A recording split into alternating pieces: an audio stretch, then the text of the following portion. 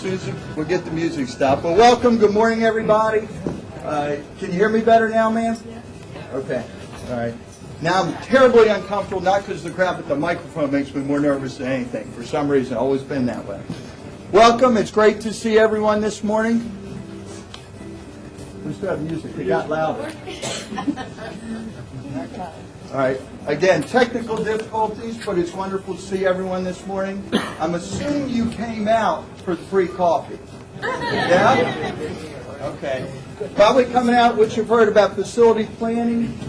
This is our second town hall style meeting. The last one went very, very well. We had a lot of great questions and the answers come up. A lot of good information from that. The hot topic then was the pool. And that worked out very well. So this is going to be a good, not only presentation, but feedback session from everybody.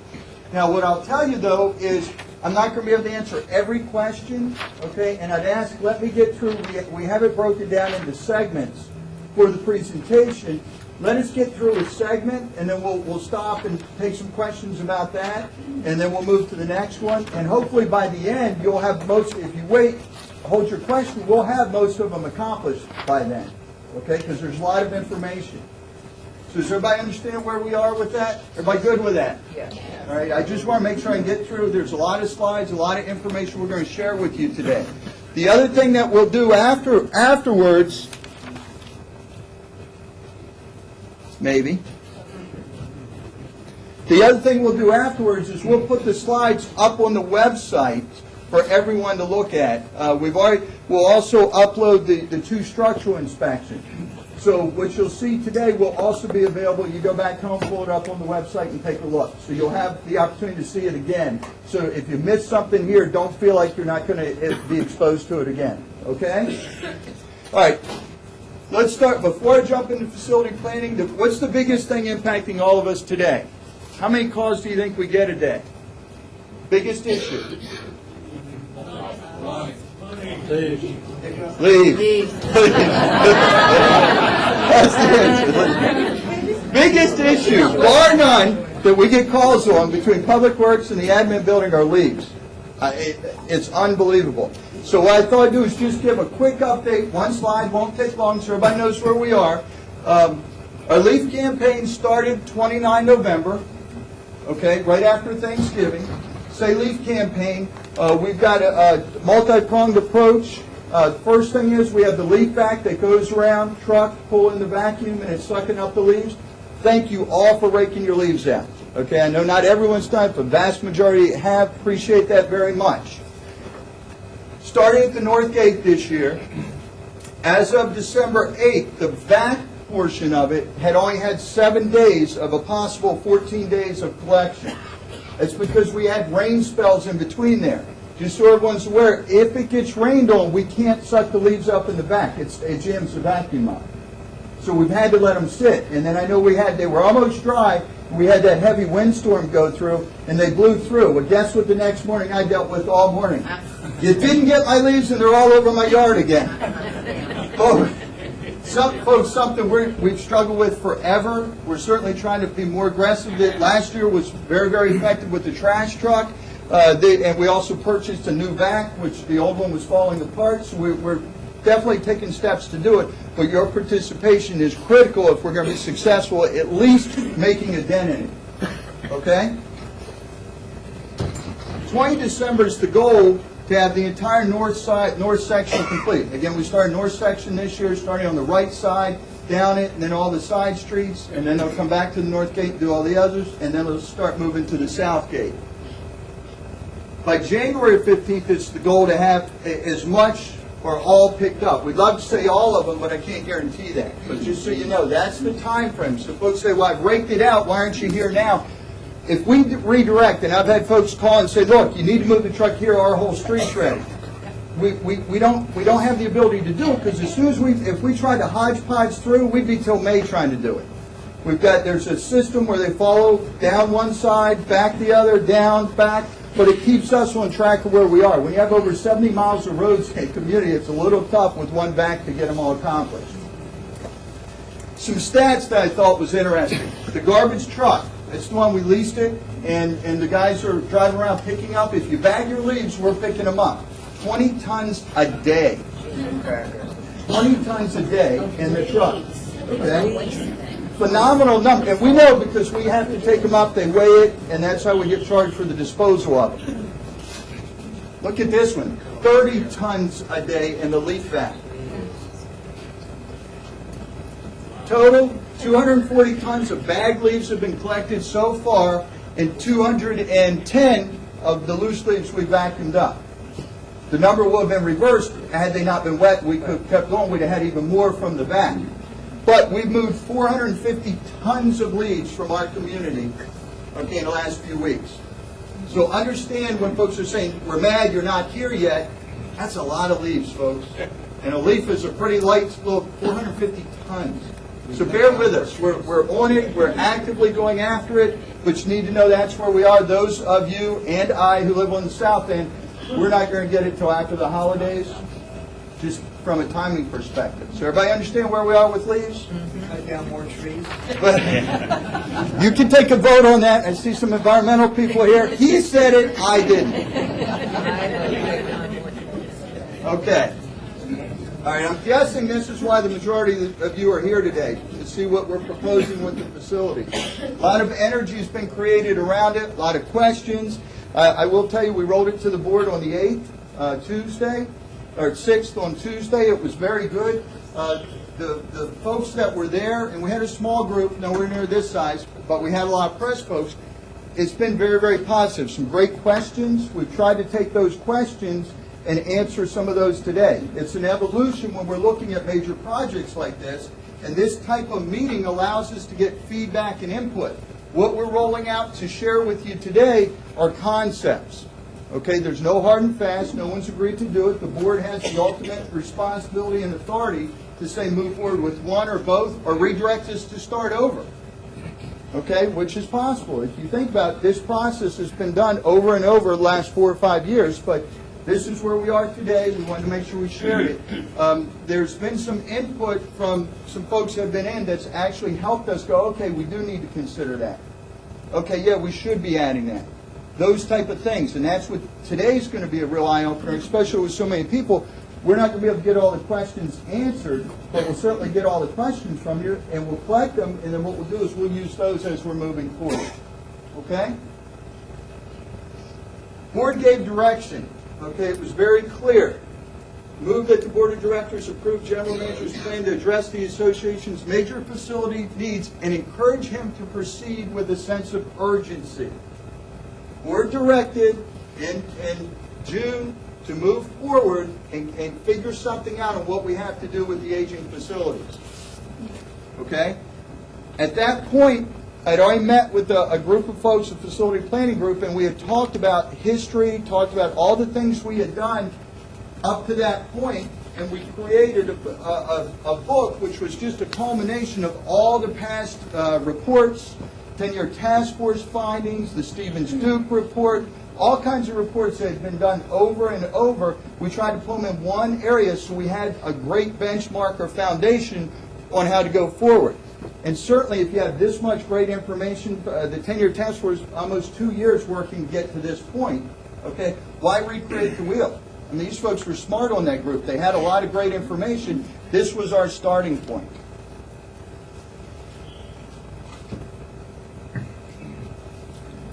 Okay, here's how the process went, because I think it's important to understand this just wasn't, hey, we're throwing this up, here's what we're doing now. Nothing like that. Let's start at the top. We got board direction. Board said, here's what we'd like you to do. The next step, and this was the thing that hit the paper, super secret meetings. Everybody remember that? Okay. They weren't super secret. What I had to get smarter. I don't have tons of construction or facility planning. I don't have all those components that up here going, oh, I know it all. Don't ever presume to know everything about any one subject. So what I had to do is get people smarter than me in different areas to help me understand not only what I thought to be factual, but what they knew to be factual, so we could collectively come up with some ideas on how to move forward. That group consisted of, and you'll have a couple here, but Ted Maroney. Ted is a contractor with a firm, he and his brother over in the D.C. They do major projects over there. Okay? He's a resident here in Ocean Pines. He was a member of the 10-year task force. So what that allowed me to do is keep the corporate knowledge from the years of work that had been done before and add to the repertoire of construction and engineering knowledge that we needed to make sure our recommendations made sense moving forward. Also, I had Bill Rako. Anybody here probably remembers that name? Bill was past president. Bill had construction background. Very, very driven person. Okay? Bill was very instrumental with that group as well. So I had Bill as part of it initially. Then we looked at, all right, what other things impact facilities in Ocean Pines? Well, Clubs Committee would. Clubs talks about food and beverage, the operation. They make recommendations. So we went to the chair of the Clubs Committee. At that time, okay, when we first started, it was Mr. Bill Wentworth. After we got rolling on it, as you all know, he was elected to the board. Carol Ludwig stepped in. So Carol started to become part of the group. Because if we're going to talk about facility planning, food and beverage operations, you want to hear from the Club's advisory group. Then we started another component of the group, okay? Long-term planning or comprehensive planning. We have a comprehensive planning team. Chair of that, Carol Terry. Extensive background in training. They have a company that does that, long-range planning. Great fit to our group for facility planning, because one of the things we looked at and one of the guiding points was not a starting point of today and put a Band-Aid to get us through till next season or 2 months from now or 2 years from now. We were looking at 30, 35, 40 years out, because there's no need to keep spending this money over and over. We just need to get to it and look at some longer range plans. So that was the core group when we initially started. Okay? Just started talking about where we're heading, why we're heading there, and all the components that went into it. From there, we really got deep, and that's where that manual I just showed you, we started to look at all the past reports. One of the ones that highlighted the 10-year task force, other than their wrap-up, was the Stevens Duke report, which pulled a whole lot of bullet items out of the 10-year task force of recommendations. Much thicker than all that paperwork. It was a shorter read, and we could go ahead and highlight and say, if we're moving forward, we want to benchmark from that. 10-year task force, all the documents, all the evaluations, everything they had done to that point, we pulled into our thought process as we made considerations moving forward. Then we started talking community input, not at this level, but small focus groups. We'd start to talk to folks. I'd pull a golf member in and talk and go, hey, here's some ideas, here's what...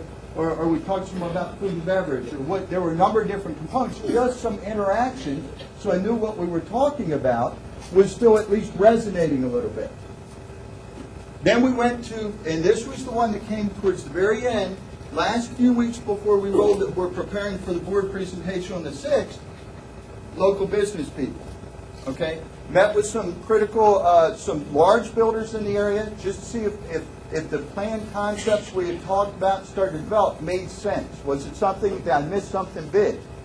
Talked to with the yacht club in particular, one of the largest and most successful restaurant owners in Ocean City. He actually came over, walked the facility with me, and then we sat for an hour and a half and went over the plans. Just so am I missing anything? Again, getting local experts that we know have a track record of success in each area to help us get smarter in the process. Recently talked with a couple different realtors.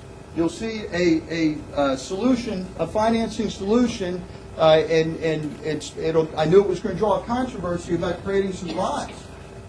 Talk to a realtor. What would that mean for us? What are lots cost? Would this type of thing be saleable at this time, based on economics, based on if they would sell, those type of things.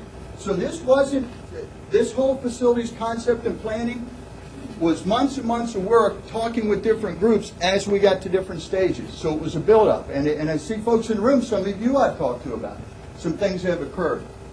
So I'm letting you understand the whole process, because I think it's important when we get to the concepts to understand the work that went into it. It wasn't just throw something on the wall because it looked pretty. We had to think through it.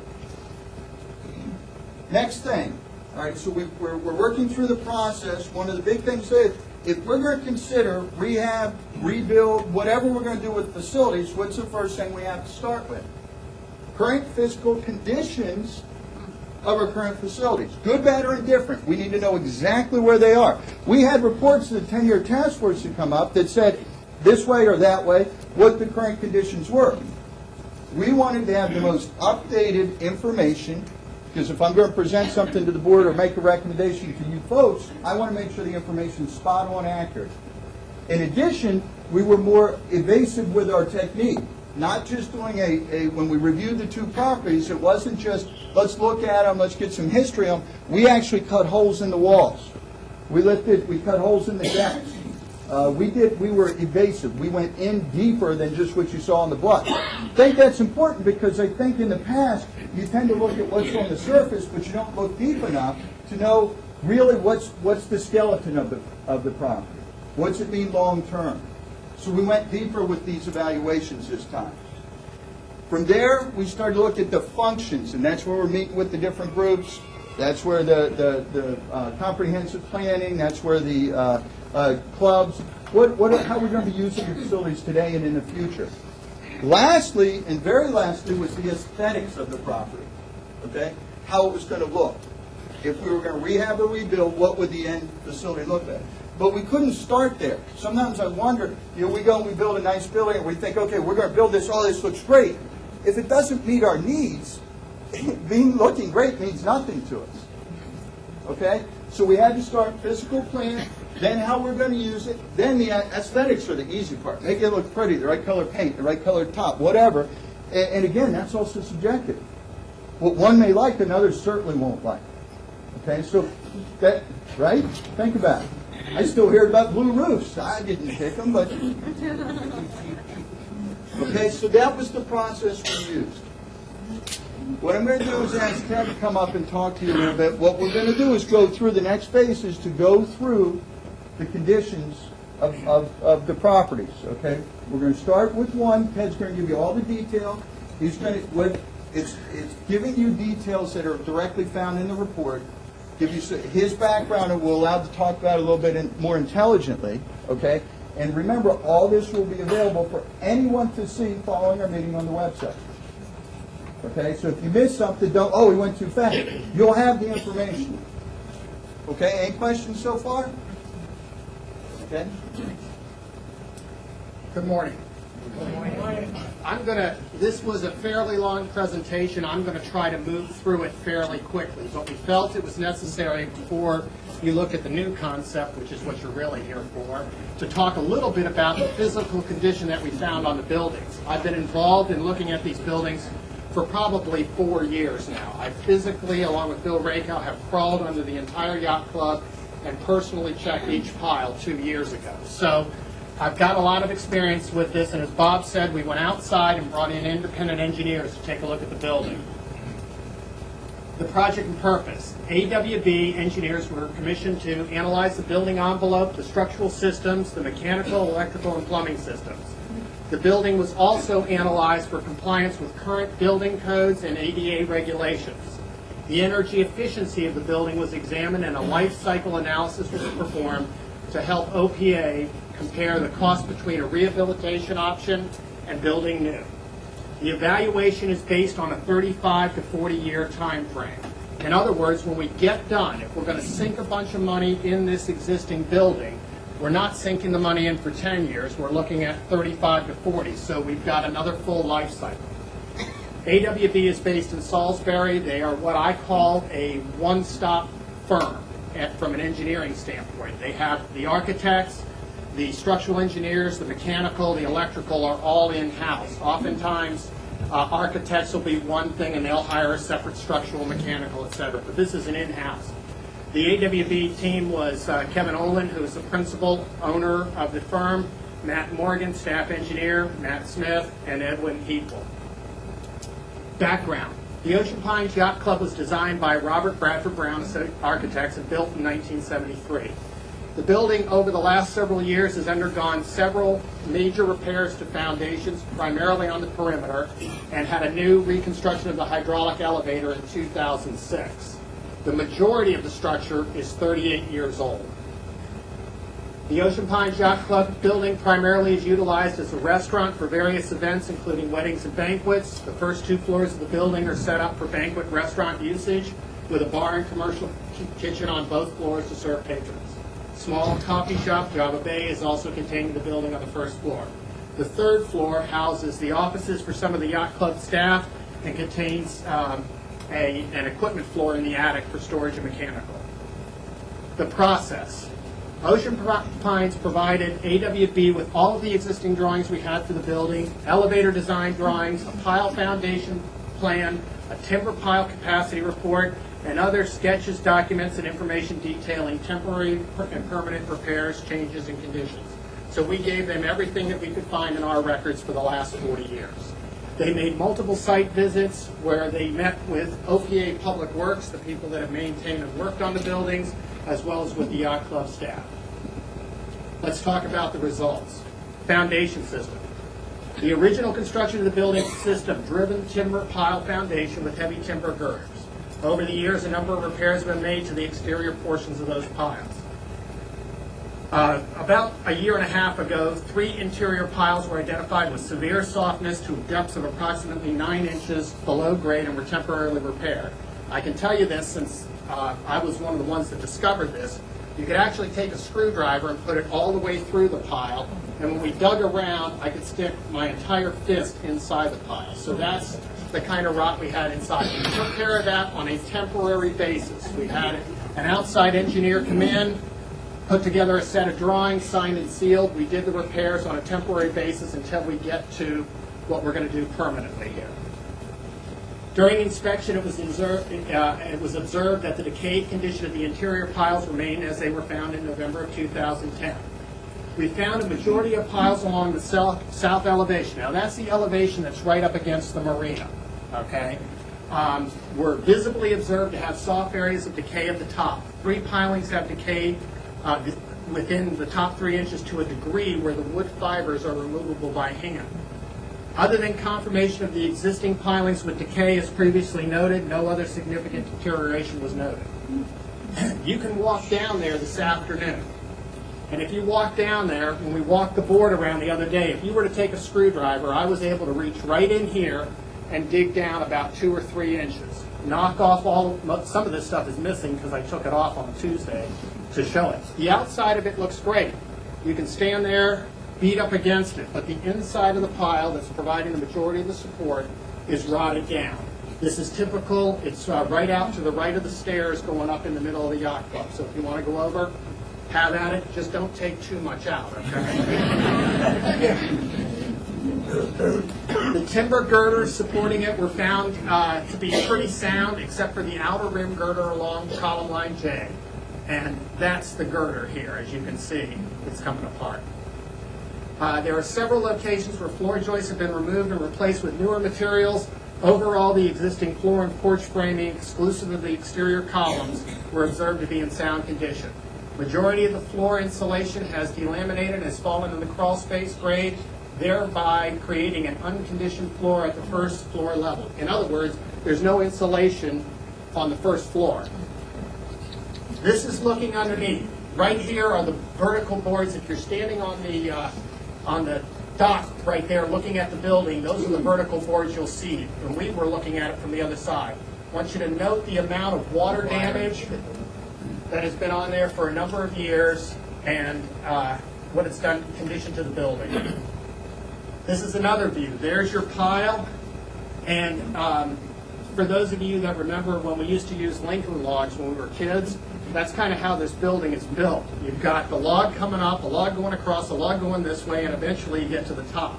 But again, if you look at the amount of water that's sitting in there and it hadn't rained, it's pretty damp, pretty wet, which is why you can reach in with a screwdriver and take it out. This is on the other side where we've done some repairs. This is right over by the bar, the outside bar, where it's been capped and concreted on top of the piles. You'll note that underneath the building there's no insulation here supporting it. And more importantly, when I look at this, I wonder where do all these wires go to and what's connected and what isn't? Why isn't most of this stuff in conduit? We'll get to that a little later. You'll see some of it runs down to a conduit that runs across the ground. Corrective recommendations. The 3 interior piles previously identified should be permanently repaired as soon as possible. That'll be part of whatever we come up with at the end. These repairs requiring floor framing to be removed for adequate access to the crawl space area, and the main structural frame will also have to be properly shored during this process. For safety concerns, the facility would need to be closed during all operations connected with this work. In other words, in order to get an interior column, if you go inside the building where you see those posts 10 by 10, those are the columns. To fix the interior ones, you actually have to cut the floor, shore the column so that it doesn't collapse, cut off the pile, pour a pile cap, and put it back on. Well, you create a tremendous amount of damage in making the repair. You've got to cut through the floor to make the repair. So it's not simply fix the pile, just fix the pile, fix the floor. And certainly you can't use it while you're doing that. The perimeter timber pilings have collectively suffered from decay and deterioration to a level that is resulting in settling of the primary framing members, and if not repaired, will create an unsafe condition at the porches. The conversion of pile caps with grade beams that was performed on the east elevation should be completed for the entire perimeter. The porch framing system. The existing porch framing consists of 2x8 nominal pressure-treated wood joists. The majority of the porch columns are original timbers, however, some have been replaced with new members. The post columns along the south elevation facing the marina have all been augmented with 2 4x6 pressure-treated timbers sistered on each side. And I'll show you a picture in a minute. But basically, the columns on the outside of the building, if you go over there now, if you don't know it, you won't, because they're all painted, you won't really see it. But on each side, we went in and put a 4x6 and bolted it through the column and went all the way down to the pile because the columns holding the decks were rotting out and warping. During the lifespan of the building, there have been numerous water penetrations below the decking, creating rot in the structure itself and the deck members. One of the problems is the deck, instead of sloping away from the building, slopes towards the building. And I'll show you some pictures of this. At one point, the deck was kind of what you would call a floating deck. And that is that it just sat on top. It wasn't bolted down to the structure. Well, some patrons complained that they felt like the deck was moving on them, so we went in and nailed the deck down. Of course, we nailed right through the waterproofing underneath, and the water followed the nails over a period of years, and I don't have to tell you what happened. This is the outside of the building. Notice how thick these columns are on the first floor versus the second floor. These are the ones that have been sistered. So if you go over there this afternoon or in the next few days, you'll see where we bolted them together. This is looking at from the side. This is where I was showing you, this is right in here is where that bad pile you can actually see is. This is where the concrete is along this side of the building that has already been replaced. One thing I note right here is that there's no ADA access. There's no way to get from inside the building or on this deck down to the lower deck here. OPA staff provided an elevation plan showing the deck sloping towards the building. That, when you look at the report, if you look at it online, that plan is actually on there, so you can actually see the differentials in there. We have numerous areas where the siding and the sheathing of the building has been removed and replaced, and I'll show you some pictures of what we had to do over the last few months there due to water intrusions. It can be expected during any major renovation that the possibility of existing decay to the stud framing wall will be discovered. In other words, we've replaced a lot of little places, but until we actually see a problem, we haven't been able to do it. When we go to tear off the decks, if it's a rehab, you're likely to find all kinds of other areas that we have to fix as well.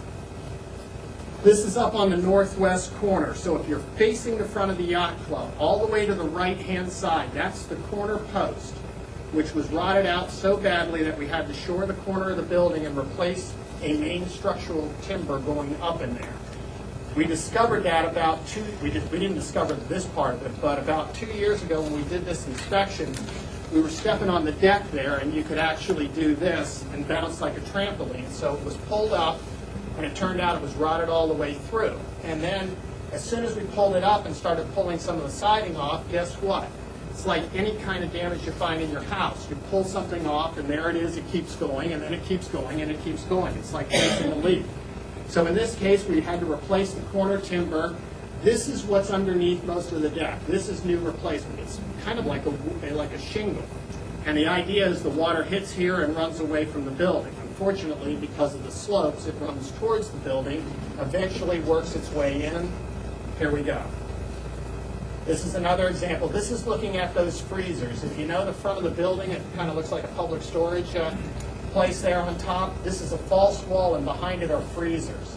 And it's a little hard to tell, but this is water right here. And the water, instead of running out towards the front of the building, as you can see, is running towards the building. Even with previous ongoing repairs, the overall condition of the existing porch framing is only fair at best. A majority of the fasteners and connection brackets have moderate corrosion and are in need of replacement. The existing top and bottom rails were rabbeted into the timber post columns, which would cause deterioration of the columns in each of these connections. The stair stringers are framed into the porch framing, and several connections have settled. The existing guardrails, all the way around there on the porches, in general are sturdy when grabbed and pushed against. However, the 10-foot span suggests these rails will not meet current code requirements of 50 pounds per linear foot at the top rail and a 200-pound concentrated load. The second level porch on the north elevation of the building facing the parking lot was enclosed for the two coolers. They did not find any excessive settlement or deflection of the floor framing. We asked them when we went out to the engineers to get bids to look at this. One of the things we said was, did Ocean Pines ever really check to make sure that those freezers could sit on their deck, or did we just throw them on and put a false wall up? We actually found some documentation that they did have an engineer look at it. We asked them to look at it again and make sure we're not going to have any problem when we did. This is the stairs on the back. Here's the marina. This set of stairs is closed right now because the stringers have actually settled and bent. If you go and you look right over here, and this is open, you can see it. Take a look at the rock right along in here in the main board supporting it. This isn't a single thing. It's in a lot of places on the building. This is a little hard to see, but if you see this little space right there, what they did, it's kind of like New Yankee Workshop, okay? We got Norm out there, and he kind of notched into each column and put the railings into it. Well, as soon as he notched into the columns, over a period of time, the water was able to run into that void. You can take a screwdriver a number of places and just pull out the wood that's rotted over 38 years. In the corners, if you take a look at what's happened in the corners here, in some cases there's column covers on here to cover it up. But the next time you're over there, take a look at the amount of rust and the amount of hardware missing on the corners. This is up on the top, which is now closed. This is a vinyl rail system. Based on the pressure tests they did, it does not meet code. Also, it's only 36 inches high. Code requires 42. Corrective. Guardrails are less than the current code requirement of 42. They violate opening limitations. An opening is the distance between the vertical posts. Violate the force load requirements. Therefore, existing guardrails should be completely replaced with new railing if code applies with all codes. Entire porch framing system, this is the entire porches, all four sides, should be removed and reconstructed to comply with all current building code requirements, including providing 100 pound per square foot live load and correcting the slope to drain the water away from the interior of the building. Roofing and cladding system. There are multiple roofing systems in place, including multi-layered fiberglass asphalt shingles and a 3-ply sheet, which is basically a flat roof. Built-up roofing system with granular metallic top coating. The shingle roof is approximately 10 years old, and the age of the built-up roof, the flat roof, is unknown, but it is not the original roofing. In general, both systems appear to be sound, although some crazing is present in metallic top coat of the built-up roof.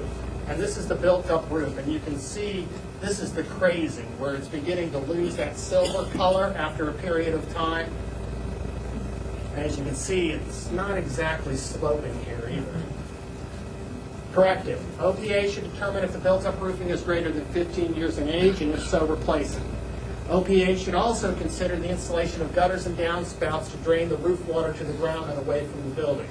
Go to the front of the building, and you'll see, if you look at the front, there are no gutters up on top. There's one gutter that runs across underneath the first deck, and then it kind of goes up and cuts over like a maze, and there's another short gutter up there. So the water has a tendency to curl off and run right down onto the building. Given the numerous wall repairs that have been made, there is a concern for the integrity of the weather barrier behind the siding. A new weather barrier should be included with the siding replacement. In other words, we've taken little sections of the wall out to repair it, but the vapor barrier that should be intact all the way across, you know, the guys there trying to match it up, but inevitably you end up with a boatload of vertical joints in the weather barrier. Glazing systems, that's the glass. 50% of the east and west elevations and the entire south elevation are fully glazed from floor to ceiling on both levels. The glazing system is insulated panels and appears to be clear glass interior and exterior paints with no special performance coatings. The exterior frames have received numerous layers of sealant to resolve continuous leaking issues.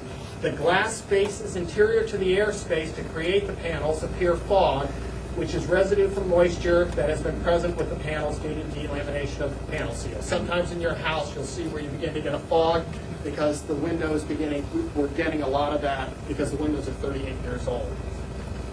Recommendations. Current insulation glazing system is failing and should be replaced.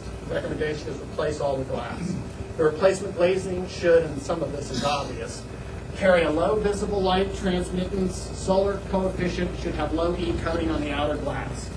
The new glazing systems will result in a minimum 40% thermal improvement of the system, and energy cost savings would be realized immediately. Current codes would require that the yacht club glazing system meet windborne debris and impact requirements. So you're on the water, all of the glass facing the water on a commercial building has to meet certain codes, or you need to have hurricane shutters on it, one or the other. Interior timber framing system and interior spaces. This is all the beams going up inside the building. In general, the timber framing appears to be sound condition and steel connections exposed to view appear to be in sound condition. Some deflection was observed in some areas on the first floor out in the dining areas, but according to OPA staff, these conditions have been present for quite some time. There's a couple places over in Java Bay where if you have a calibrated eyeball and you look, it looks like there's a little bit of bow in some of the joists. That's been there as far back as some of our people who have been here 15 or 20 years. So it's probably initial settlement and hasn't gotten any worse. Current building codes require 100 pound per square foot live load, and the current framing does not provide for such load capacities.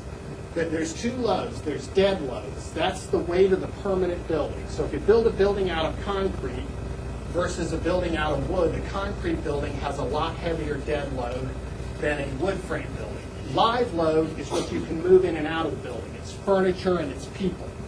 And so when you look at live load, that basically by code now is 100 pounds per square foot. Our current framing in the building does not meet, because of the spacing of the joists, 100 pounds per square foot. Therefore, in any major renovation, the structure will be required to be brought up to current applicable building codes. We are currently, based on a question we had, we're currently checking as to when does that trigger. When does that trigger? If we do, does it trigger at 50% of the value of the building or not? My guess is that if you're going to be ripping up the floors anyway to support the piles, you're going to have to fix the loading on the floors at that time.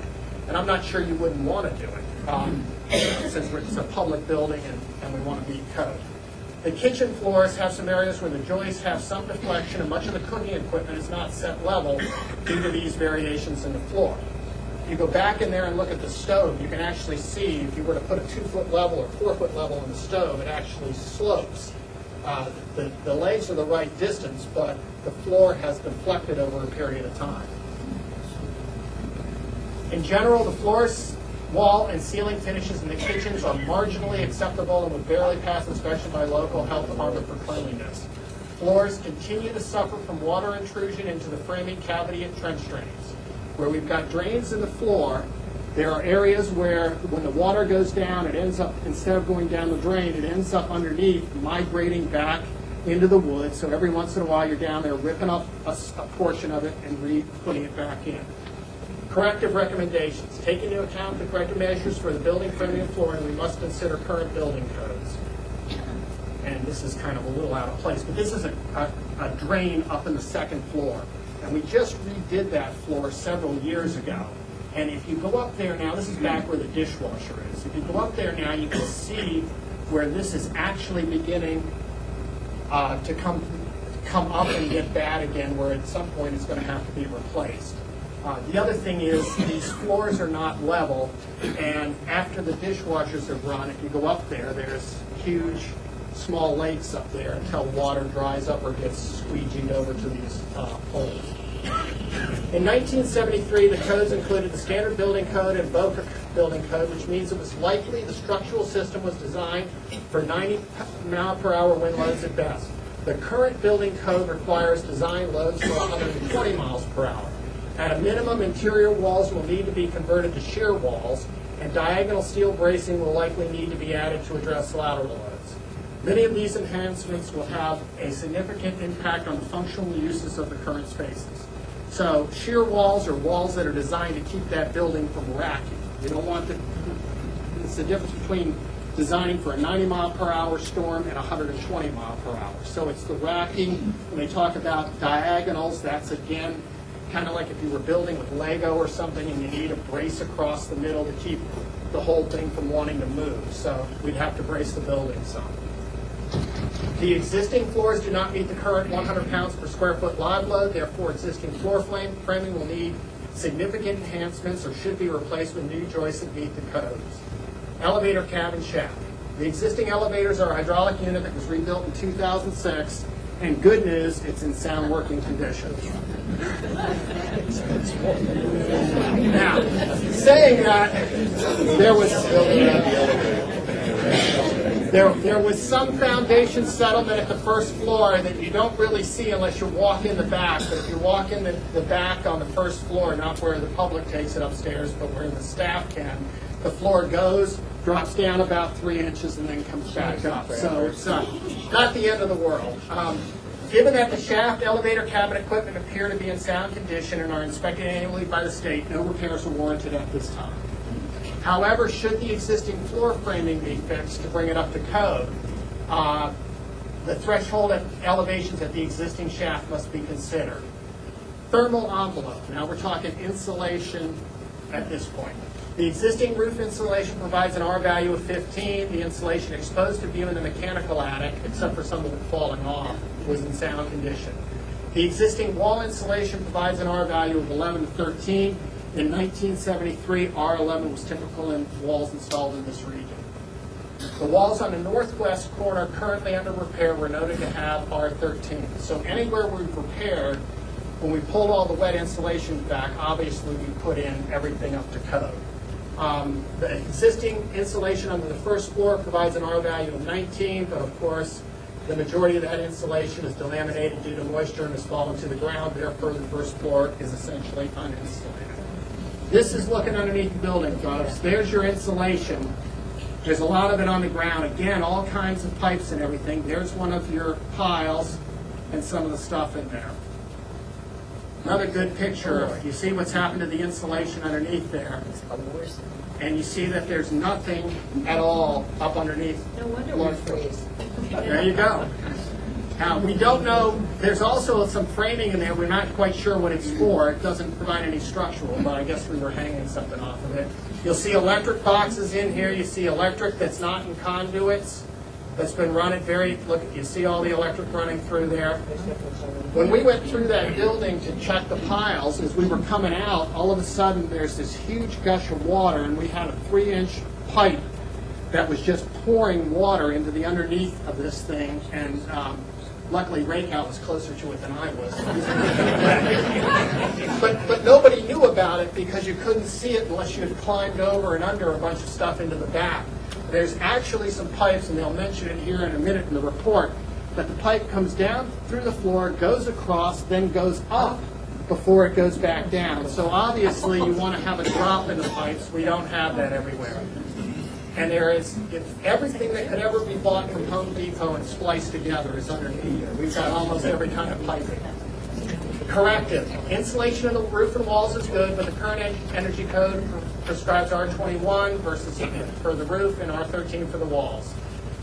This basically says that there's a couple of different things that we could do to retrofit based on what we have out there.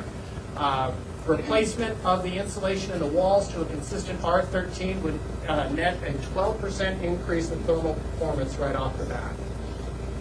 The insulation on the first floor, this is the underneath the first floor, should be replaced with a thermal blanket, The installation replacement will certainly improve the overall thermal performance of the building.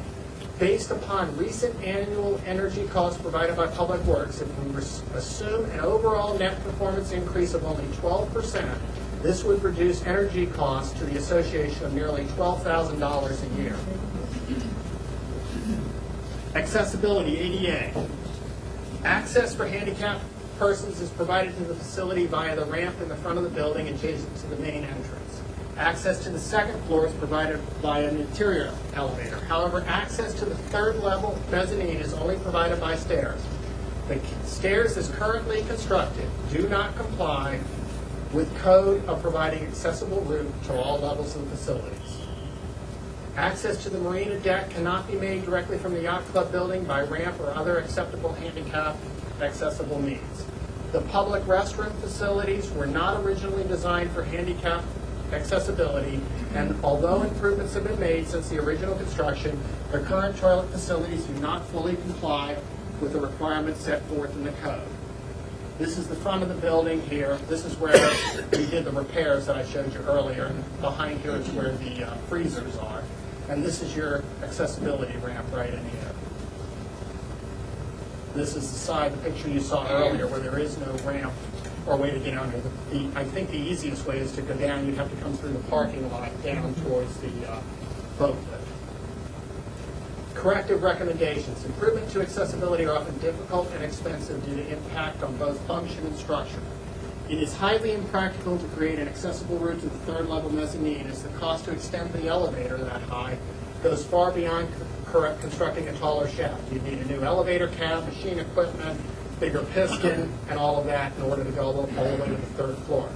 Constructing a ramp would eliminate a significant amount of the second floor space, because the ramp has to be 1 to 20. For every foot it goes up, it has to go out 20 feet. And so imagine trying to get up another 10 or 12 feet and having to ramp this thing around.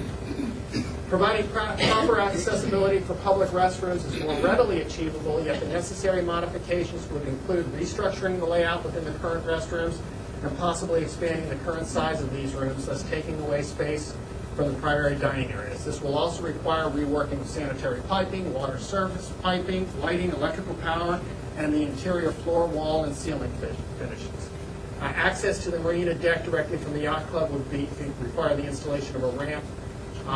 In all such cases, if the desire to OPA is to comply with all current codes, then accessibility must be improved to a level that is practical. One of the things we're looking at that a question came up is, if you were to repair the building, when does the federal law kick in that everything has to be brought 100% up to code? We believe it's at 50% of the value of the building, but we're not sure, and that's one of the things we're checking on. So we're seeing where this trips in.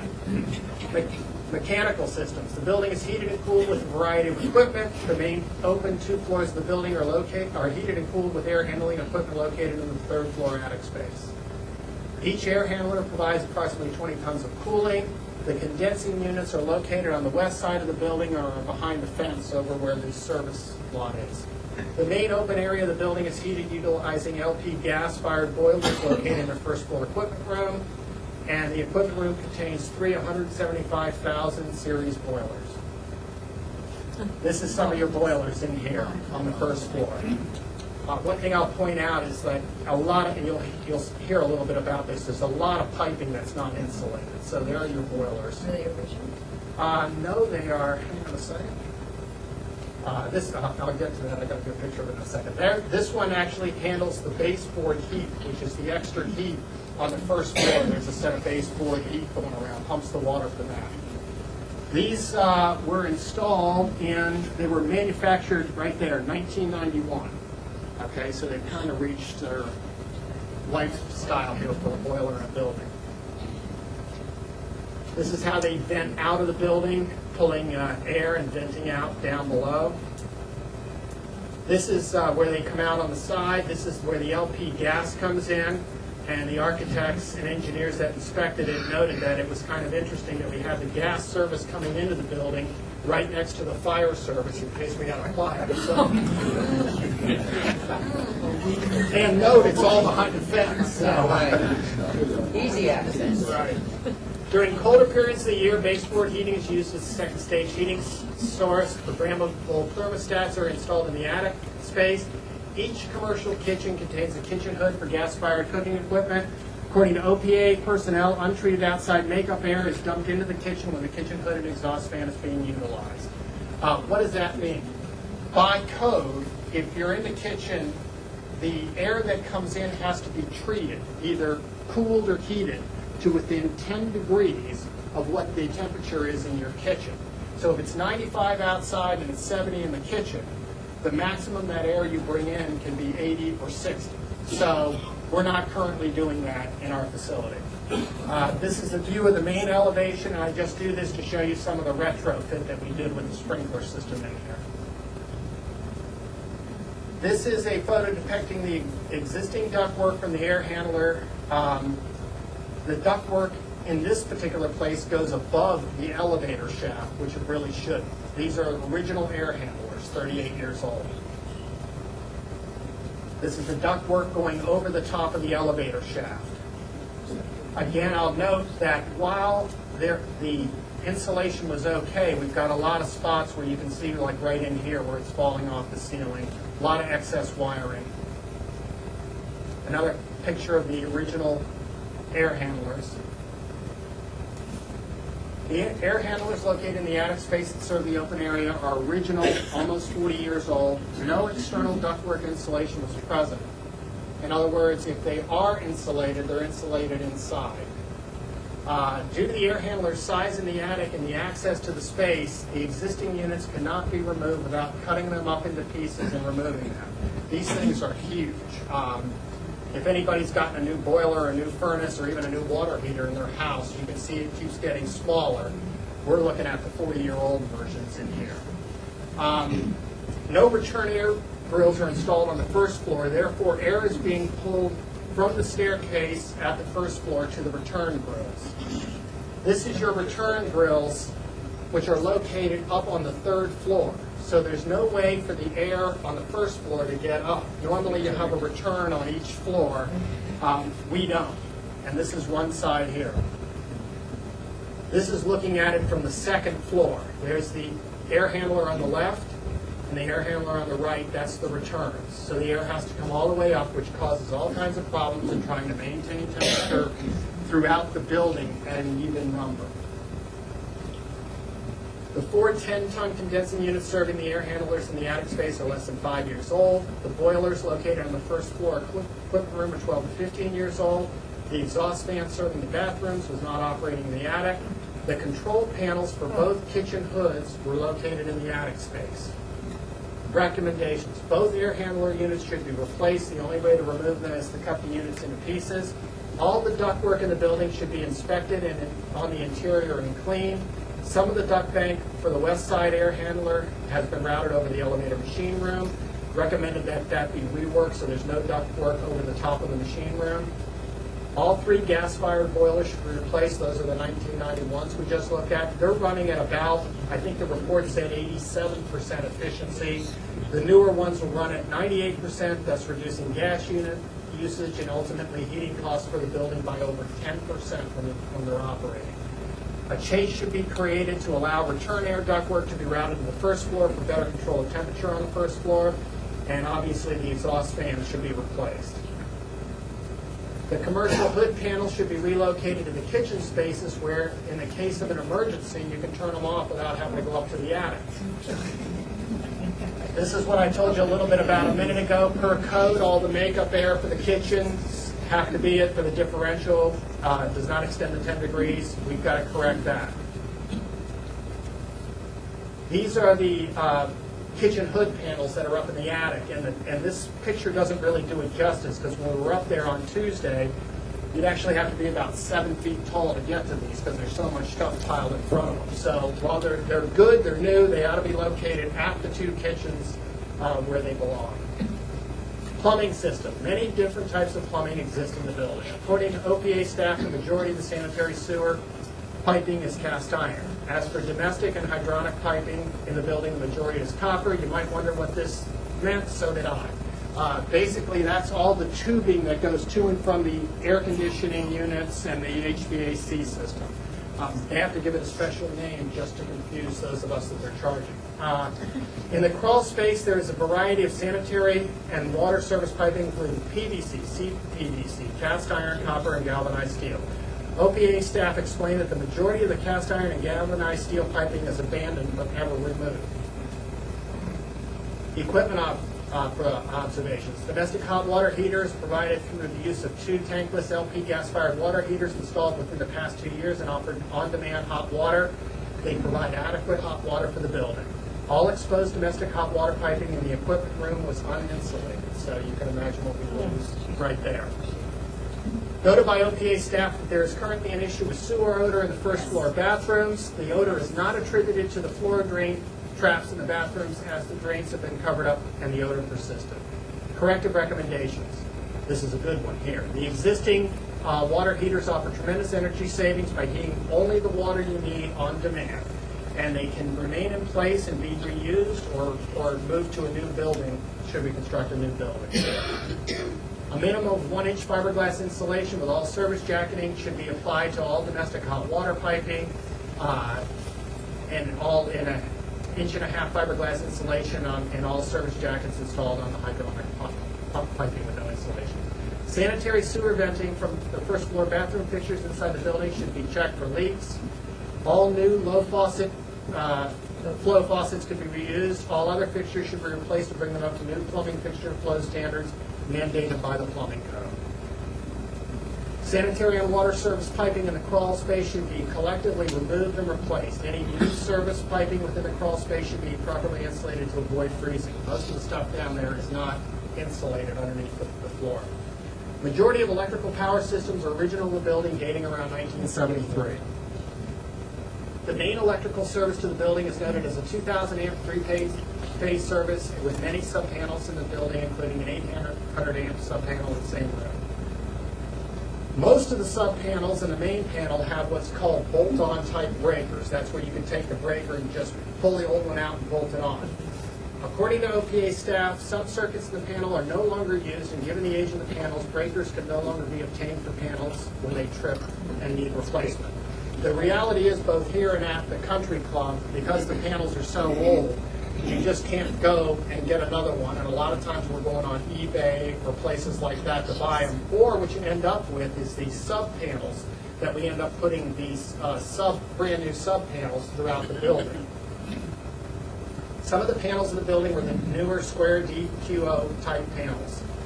Corrective recommendations. Due to the high number of original bolt-on GE panels in the building and the fact that maintenance can no longer obtain breakers for the panels, all GE bolt panels should, including the main distribution panel, should be replaced when the building is renovated. This is the original 2,000 amp panel here.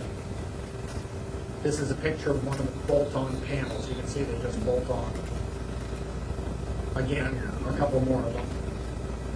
This is an interesting one. This is the hood for the stoves and everything up on the second floor. And of course, for some reason, we've got an electrical panel located almost underneath it.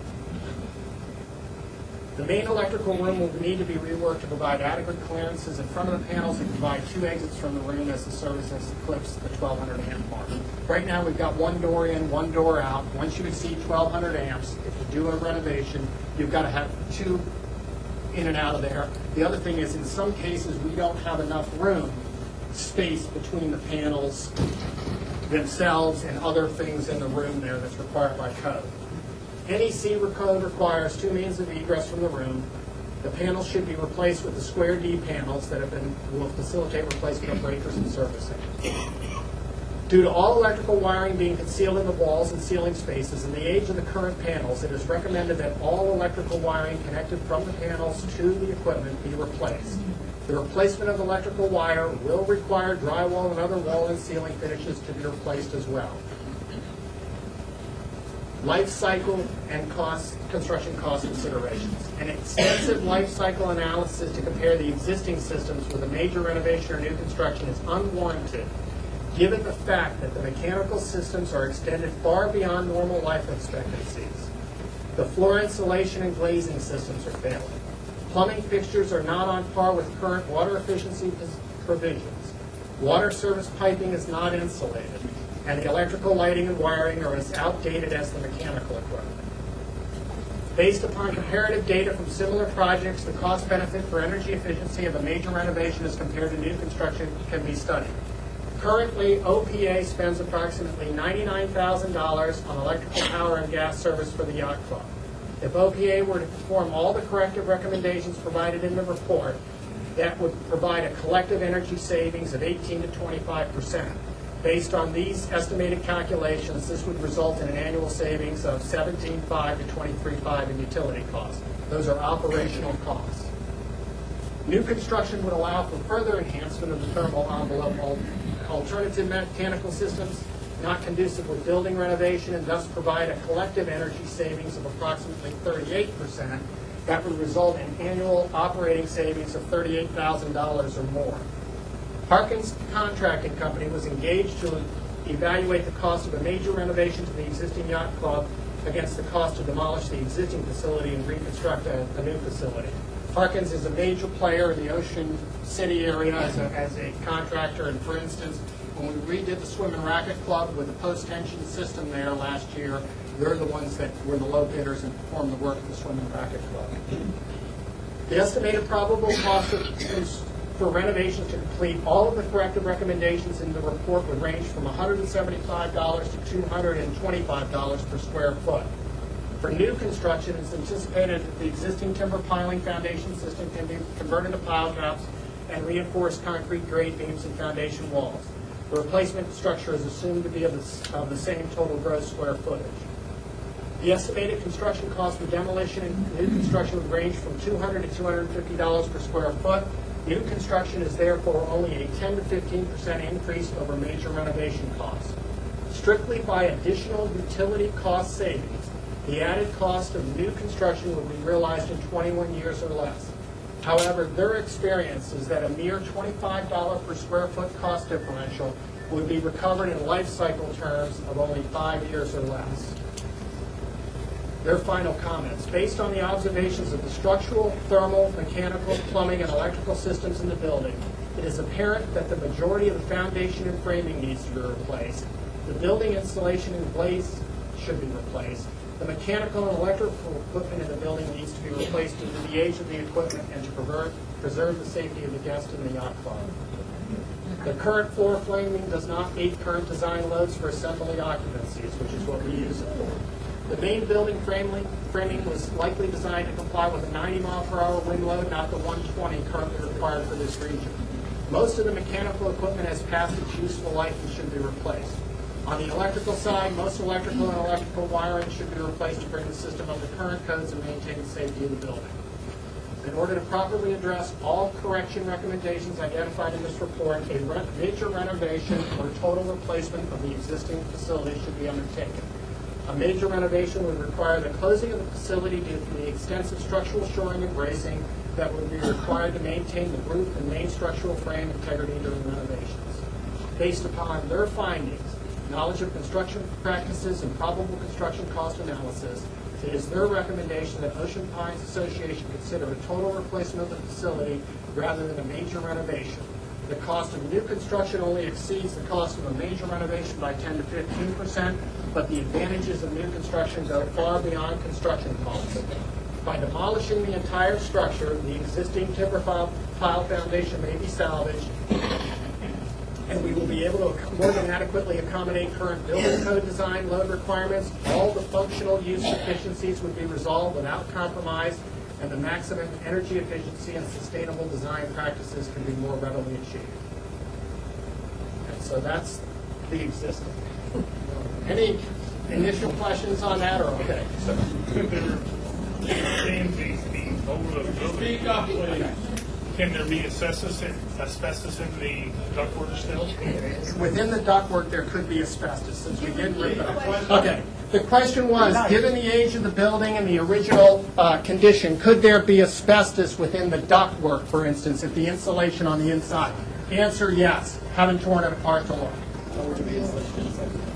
Why would there be insulation inside the ductwork? Oftentimes, the ductwork comes with the insulation on the inside with a silver-like line. That way you don't have to insulate the outside of the duct itself. Ma'am? What would the inception of natural gas coming to Ocean Pines, what effect would that have on the propane? Does it have a tank, or is it piped in?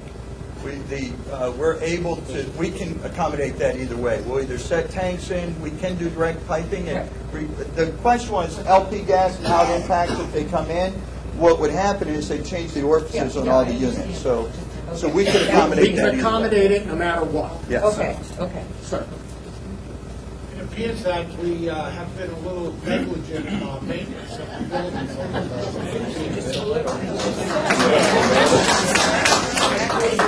And before we build a new yacht club, which is a conclusion that obviously this report leads you to, I'd like to know, what are we going to do with the yacht club? We have spent an inordinate amount of money propping up this restaurant over the years.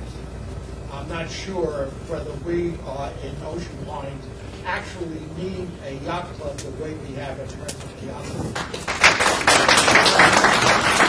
I'm going to let the general manager address that one, okay? Any other questions on structure? Yes, sir. Your last slide said something about capping pilings. If the building were to stay in on whether we would do that or not, Yeah, I'm wondering, does that mean that we're going to put a new building on the same pilings that are underneath the old building, suggesting that it has to have the same footprint? I'm going to let the general manager address that, but here's the answer. They did it based, when they looked at it, they had no clue of what was going to be proposed. It was simply to look at it. The simple answer is not the same footprint, not the same piles. Okay, thank you. Other questions on the structure? Ma'am? Mine's not on structure. Okay, wrong guy. Okay. Sir? Will you be bringing up the pool in the future, the swimming pool? Right now, the pool being replaced for $600,000? Again, that's what. General The manager. question was, will the pool be part of it? We'll talk about that as well. Keep these questions extremely structural for Ted's expertise, please. Sir? Do you have any idea, percentage-wise, not dollar-wise, how much of the existing equipment would be saved over in the building? I think as they said, the hot water heaters can be moved over, to come over, because those are relatively new, the on-demand, so that portion of it could be. A lot of the kitchen equipment would have to be looked at, but that whole kitchen is functioning on both floors, so depending on how the layout is, we should be able to get 99% of the kitchen. The only problem is we've got a couple freezer problems, but those are going to be problems regardless. But yeah, I think we could use portions of it. The condensing units that are outside in the fence are only about 5 years old, so they would be good as well. In fact, when we did this building, I was part of the group that did this building, we looked at reusing one of the units, and as we went through the building, Lehman came to us with a better setup that cost us a minimal amount of money, but it saved us a ton of money on utilities in here, so we kind of abandoned it. So we would try to use what we could, certainly the stuff that's less than 5 years old, but I don't have a percentage or a dollar amount till we bid it out. Sir? Yes, at what point are you going to find out when the code is applied? That just came up on Tuesday. In other words, if you did budget X this year, could you do budget X next year? Yeah, you can do, I just want you to think about what your construction costs are, though. If I'm coming in to do a job, and I could do the whole job at one time, you want to chop it up into little pieces. Yeah. Well, what's little? $500,000, $1 million, $250,000, part of a deck, so. And the other part of that answer, sir, just that may help a little bit, if you do any portion of it, let's say we attack the decking or the plumbing, when the inspector comes out, they're going to not only see the current condition of what we're recommending to fix, but the other conditions we've identified, and that's what Phil Seega and I were just talking about. When they come out to do that type of work, they'll note the other deficiencies and say, oh, by the way, you're going to make part of a major fix on this. You now have to correct these because we're out doing the inspection. Yes, but it doesn't answer too much of the question.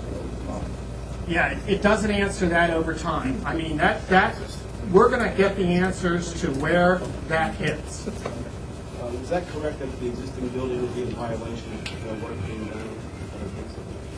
Would the existing building be in violation of no work was being done on it? No, it's grandfathered currently. But if you go in to do the fixes, you need to bring it up. The bugs you're fixing.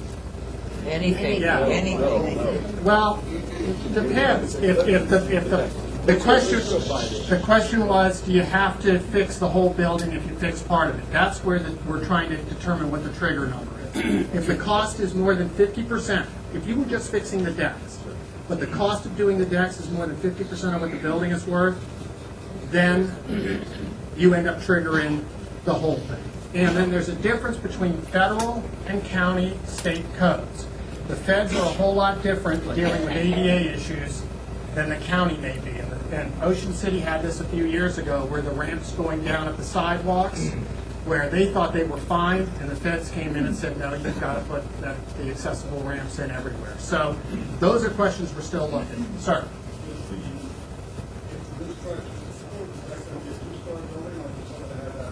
2 seconds. Sir? I didn't hear anything the first thing was told.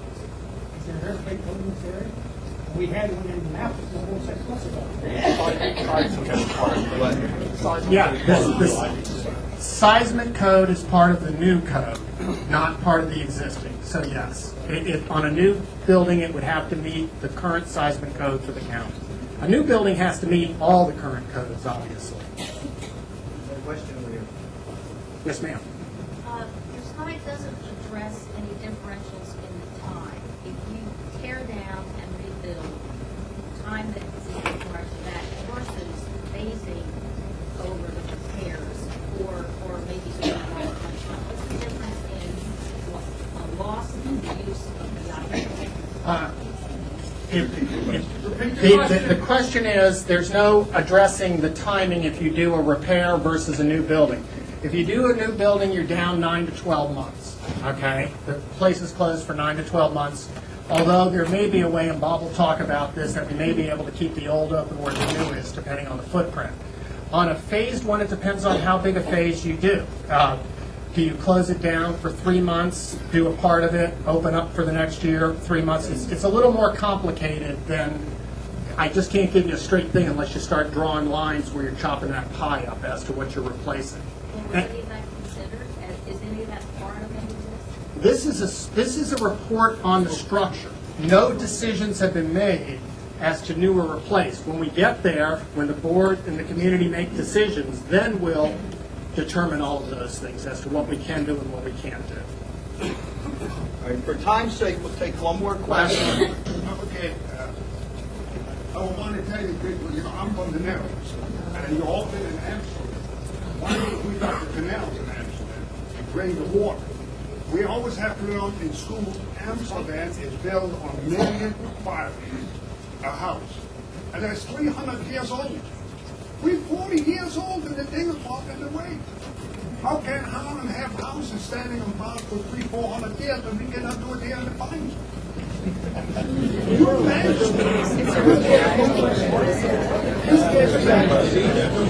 Send over your engineers. I want to mention, you mentioned that corner on the yacht club. There was one in the way. It was on the second floor. You people never talk care of it. That's the whole question here. Wait a minute. Yeah, but you're looking at the wrong person. Yeah, well, Look towards me, sir. he was speaking, all right? I know, but he's helping you with the group. If you have a management question, It's wrong what you people doing. We cannot live with not maintainable buildings. okay. That's the whole question. Got it. You know, the only thing you Please. I will answer any of those questions at the end of the presentation. Do you have a question about the structural inspection that was presented? well, this is public meeting. Okay, here's what I'm going to tell you. Dutch, please allow us to continue. You can ask any questions at the end, and I'll stay as long as you need me No, to. you're wrong, though. Okay, I can be wrong. It's a public meeting. Okay, thank We you. can speak up and tell all public. Thank you for your question, sir. No, that's not my fault. You're disappointed. Okay. No, I don't have to disappoint anybody. Okay. We're going to continue. Okay, no, there's going to be energy created here. We knew that when we started this. If it was easy, we'd have been done. Okay, so we're okay with this. And we expect the feedback. Okay? Let's talk a little bit, and we're going to answer more of your questions. That I can promise you as we continue. Okay? First thing, just a quick hello. We've got 20 or 25 people streaming, watching us from Baltimore and Washington area, because I got a couple emails, didn't know how to stream. We texted, and I think she's on now. So we've actually got more than just here, which is a big plus for us. All right, we're going to pick back up and talk a little bit. We've talked about the physical conditions. You're going to have plenty of time to look at that over the next few weeks. Look it on the net, whatever you need to do. Email me, come see me, any other questions you have about it. Moving forward, we knew what the structural conditions of the facility were. Thing that I need to point out to everyone in the room, okay, it is currently safe to operate. Okay, that was clear in the report. We need to be prepared, though, in the next year to make some decisions to take care of some of these issues. We are currently safe, though. The inspector didn't say it's not safe to operate. He says we need to begin to get moving on fixing these. Okay, there was nothing that said, because that was one of the questions we asked. And where'd Ted go? Is Ted still there? Am I right or wrong on that? Okay. Well, I'm just saying, just so everybody knows, okay, it was something we looked at, because that's been a big concern as we move forward. We can't have people in unsafe buildings. The building is currently safe, but as you see, we've got some big issues coming up. All right, let's talk about what led us down the next step. We talked about the physical plant, the conditions. I know there's a lot of energy around that right now. We'll talk more about it. Let's talk about what we thought about next moving forward. Part of the facility planning group, one of the things we said was had to make sure any future thoughts, whether renovation, redesign, rebuild, whatever we were going to do, would fit the planning, long-term planning of Ocean Pines. You can't just put a building up and hope it works. You have to plan for it, and does that meet the needs of our community? So we went back and had a vision statement created from the OPA statement, okay, and the deeper vision statements for each of the campuses. That allowed us to keep our arms around where we want to go. If you don't know where you're heading, okay, you don't know what you're going to get when you get there. We're trying to clearly design where we are now, where we want to be. So we started with our vision statement. Who created the vision statement? Vision statement was created with facility planning group, combined with, Carol and Carol did a great job putting those together. Okay, looking at some of our reports moving forward. Again, we're talking about how it functions. Big consideration was catering. These were from all the past reports. If we're looking at renovation or remodel or rebuild, how are we going to use the building? Okay, we talked about needing it, and these were right out of the past reports. The reason I share this, I think it's important to understand what was in our heads when we started looking at this and for the recommendations moving forward. Upper story view. This was something, and the report said, hey, we like the view, and we're talking yacht club, the second floor, you get a great view of the waterway. Formal entrance and reception area. These are all things to be considered, whether remodel or rebuilt. Bathroom suitable for dressing. Bride's changing / powder room. Indoor-outdoor area for photography. Inside, outside areas where couples can take their vows. Those that don't know, we do have weddings over there. Physical and sound separation for catered event while casual dining is occurring. If you had multiple events, how can you separate them? And again, these were all great things. If you notice, they were not our report. These were past reports that came out of the 10-year task force of what to do with a new facility remodel in the future. Other things to consider. Catering, is it or is it not a desired amenity? The report believes it was. Facility designed to serve 200. Provide features desirable for weddings. Yacht Club is the best venue for catering. Yacht Club's second floor accommodate 200 people. Turn grill improved. Now again, talking about catering, this was under the catering section, so if we're looking at a yacht club facility that has food and beverage operation, how does it impact our other two food and beverage operations? Large events, but please let me finish.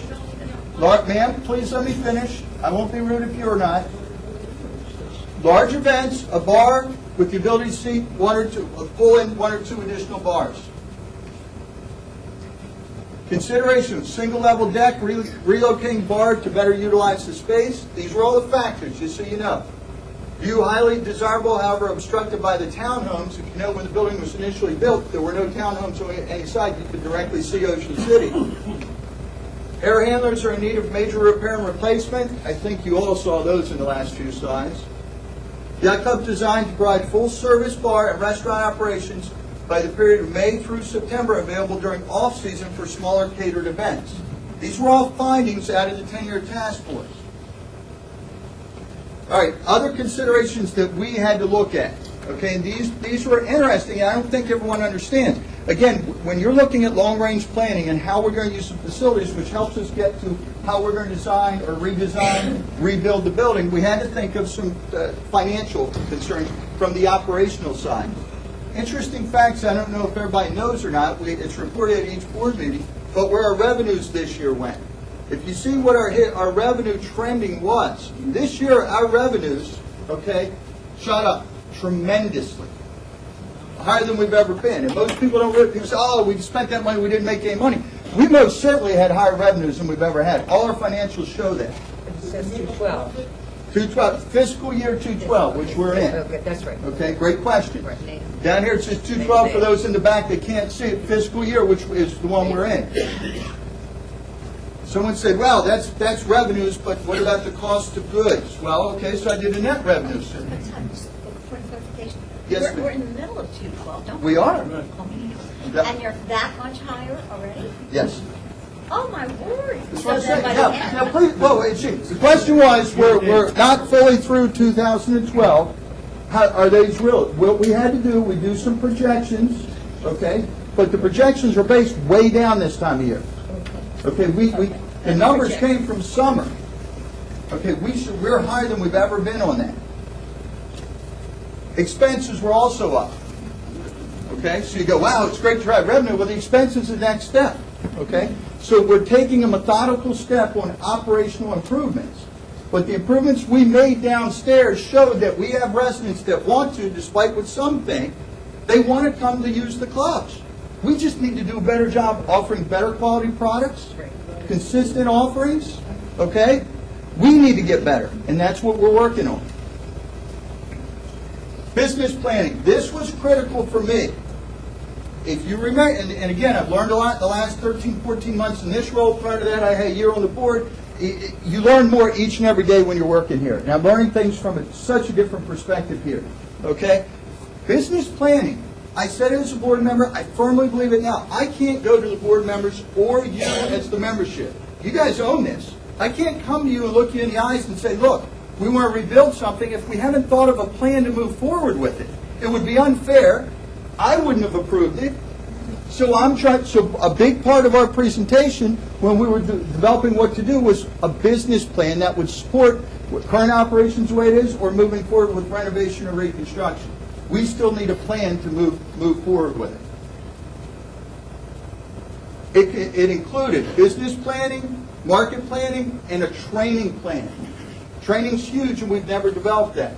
Things that came out of it for us, okay, and again, these were all part of the presentation to the board, but you need to know, without these, the new building doesn't matter, renovated or new, if we don't know how we're going to use it, and if we don't use it well and properly. That's our job to provide that to you folks. You're the shareholders. We owe it to you to have these things put together before we ask to rebuild or renovate a building. And we've done that. Okay, we have our planning standpoint from a training manual that's almost fully complete now. Okay, we're going to use this year, regardless of what we do with the building, but we're going to continue to develop it for the new structure, whatever it may be. See the two hands, I dropped my clicker.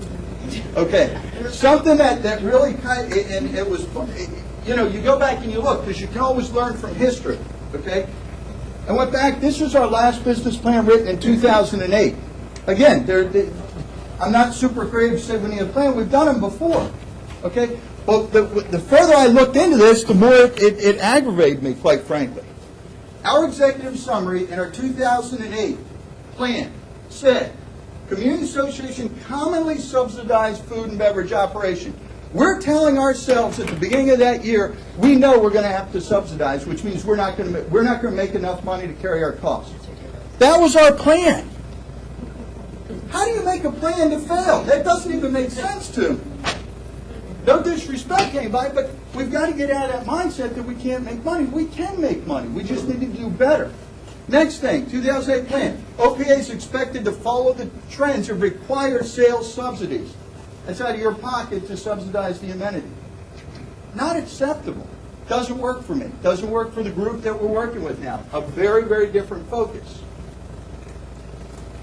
Our business planning, things that it includes.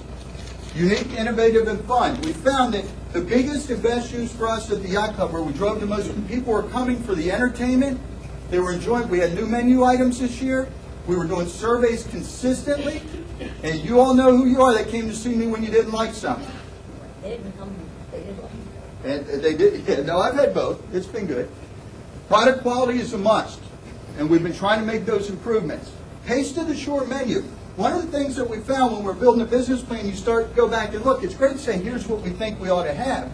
You can actually, we go to our business partners like Cisco, you look at industry experts, and they start talking about moving forward, what are the trends and what are the things that folks like to focus on from food items. If you're going to build a plan, you should build it on what we, not only what we think we want, but what the industry is telling us is hot and what's not.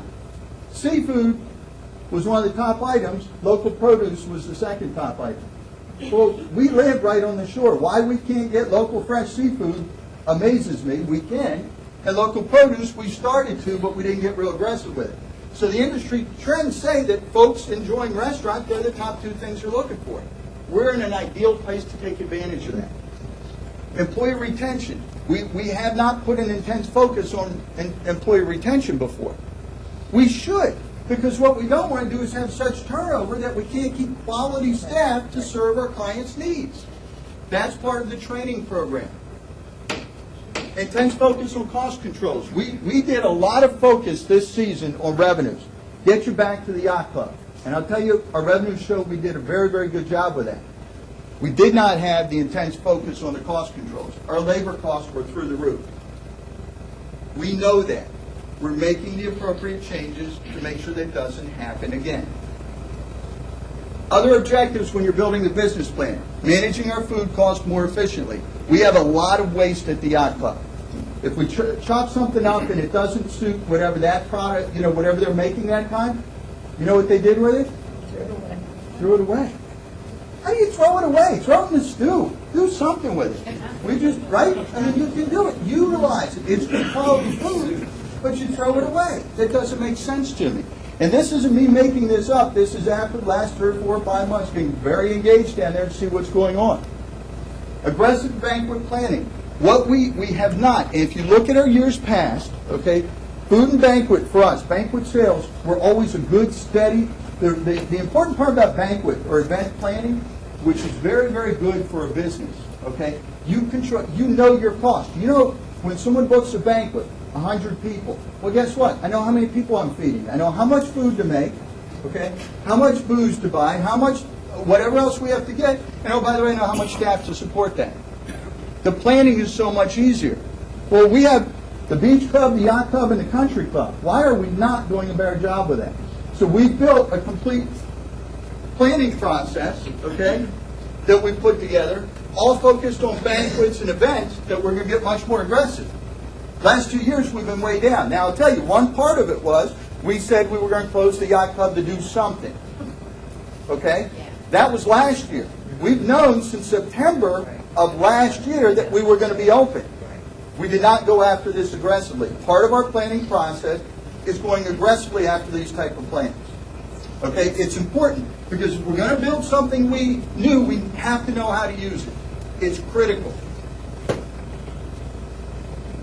Improving just the flat out gross margins on everything we sell. Product wise, that all goes into cost control. Key focus on employee costs. Again, labor costs shot through the roof. But anyone that's down there, how many folks showed up, and don't show your hands, I know the answer, rhetorical, kids on the cell phone, texting, kids, adults, whomever. You show up at the yacht club to be served, you got 3 or 4 extra people standing around texting each other. I just don't understand things like that. So we recognize and we need to improve that, and we are. Promoting Yacht Club as a dining destination. This is where we can attract outside folks, outside of the Ocean Pines perimeter, outside Berlin, Ocean City. Come visit us. We do have a great place to dine. And oh, by the way, if we have a great menu that people like, people are willing to drive to have a great product offered at the right price. Key ingredients, killer. You absolutely have to kill them with the guest experience when they're in. treat them well when they're there. They'll come back. Expansion of marketing and advertising, we've been doing that. One of the things that we're really focused on when we look at marketing and advertising, pinpoint marketing. No longer do the spray and pray and just throw things out there and hope people come in. Get very, very specific as our marketing.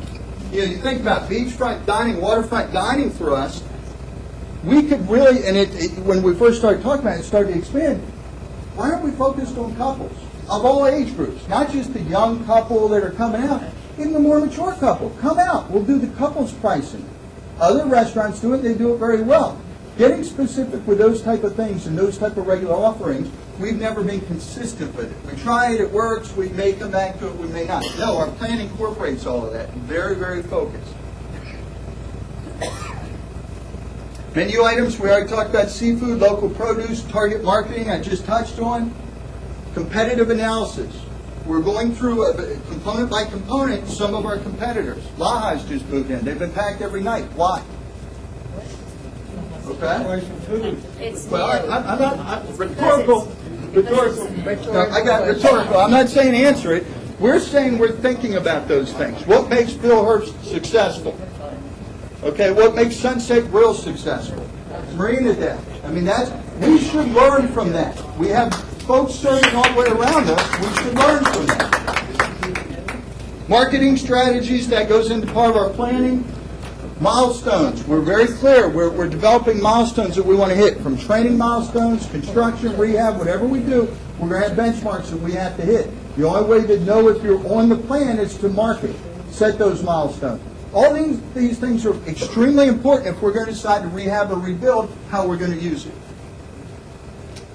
Okay, let's go to the next step. Look at, again, we're talking history. Now we're talking about how we're going to use it, how we're going to market it, those type of things. Here's what came out of the 10-year task force, the last building, or the last facility, that Lehman Brothers put together and said, here's an option for us. Everybody remember this? Yes. We didn't have a plan, though. We just knew we had a building. We had to replace something. We had no idea how we're going to use it. I can arguably tell you we know how we're using this one. These were some other concepts I just want to put, so you know we look back at the past and look at things done. If everybody remembers putting the awning on the front, the way we're capping some of the pilings, those type of things. Absolutely. Is that better? Yes. Okay. Existing yacht club, and thanks for the please, by the way, whoever said it. Thank you for that. Okay, here we are with the yacht club, the current yacht club. Just so everybody understands, not everyone knows square footage. I didn't when we started down this process. We currently have 13,565 square feet of yacht club. Okay, just so we know. How else do we know what we're looking forward to if we don't know where we are? New concept, and we are, the recommendation, you've probably seen it in some of the press already, and we'll go into it in great detail here, is new concept is tear that building down and do over. There are a lot of people, you can get any portion, say patch or fix or this, everything, all the reading we've done, everything we've looked into, all the pieces say, and I use the term, not disrespectfully, but you're putting lipstick on a pig. It's a pig no matter how much you dress it up. I'm sorry, I mean, I'm not trying to be mean about it, but if it was your company, if you owned it, would you really try to patch it, given all the work that we looked at where the challenges are? Probably not. New concept. Ground floor, 1,543 square feet. I'll show you that. Seems strange, but I'll show it to you. Second floor, 9,100 square feet, 10,673. Smaller facility. Here's your design. Now, please understand, not everyone can see this from all spots. I'm going to hit some of the highlights, okay? I have poster boards here that we'll put up on the table afterwards. You're welcome to come up and look at it. It's going to be on the website so you can see it. Please don't think it's so small because I want to hide it from you, because to be honest with you, I'd love to blow it up big enough so you all touch it.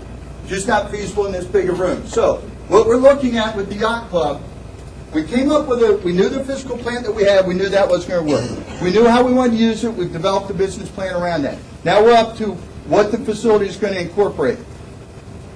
This whole section here that's white that we're looking at is an open, think of, the restaurant that comes to mind, a lot of people may be able to look at, the Shark in West Ocean City and the harbor. It's lifted, it's on stilts, and the whole bottom half is empty. Now they don't use it the way we intend to. Where we make our money at the yacht club is outside dining. People come for the entertainment, they want to sit outside on the deck. It was interesting, we thought that when we redid some of the stuff outside, we put the Adirondack chairs. Everybody remember when we put some of those in? Yeah. Okay. We said, let's start, we'll put some nice ones out. First day we put them out, they were packed and people were complaining, where are the rest of them? Don't know, we got to try it. So we went and doubled our order, came back and put them in, and guess what? They were full and they were looking for more. Had to stop there because I just say, hey, can't just keep throwing out. We have to see if this works and how it's going to work moving forward. Okay? The club, when you go outside, the band is stuck in that little area, and people are out there trying to dance, but it's just not enough room to do it. I mean, anybody that's been out there knows all these things. I'm not telling you something you don't know. These are things we had to consider when we're looking at recommendations. Our design incorporates that. Outside dining, economical, maintaining our efficiencies. All of this is open underneath. Our recommendation is we put a patio. Think of terracotta tiles on the floor. Think of rattan furniture. Think of the big Casablanca fan spinning above your head. All under the facility, but the facility's open air, so we don't have to heat and cool the space. Okay? From an efficiency standpoint. Secondly, now I'm going to give you some components, and when you get the full layout, you'll understand a little more. Here's a bar downstairs off the corner of the building. Okay? Open bar to the outside deck area as well as to the inside.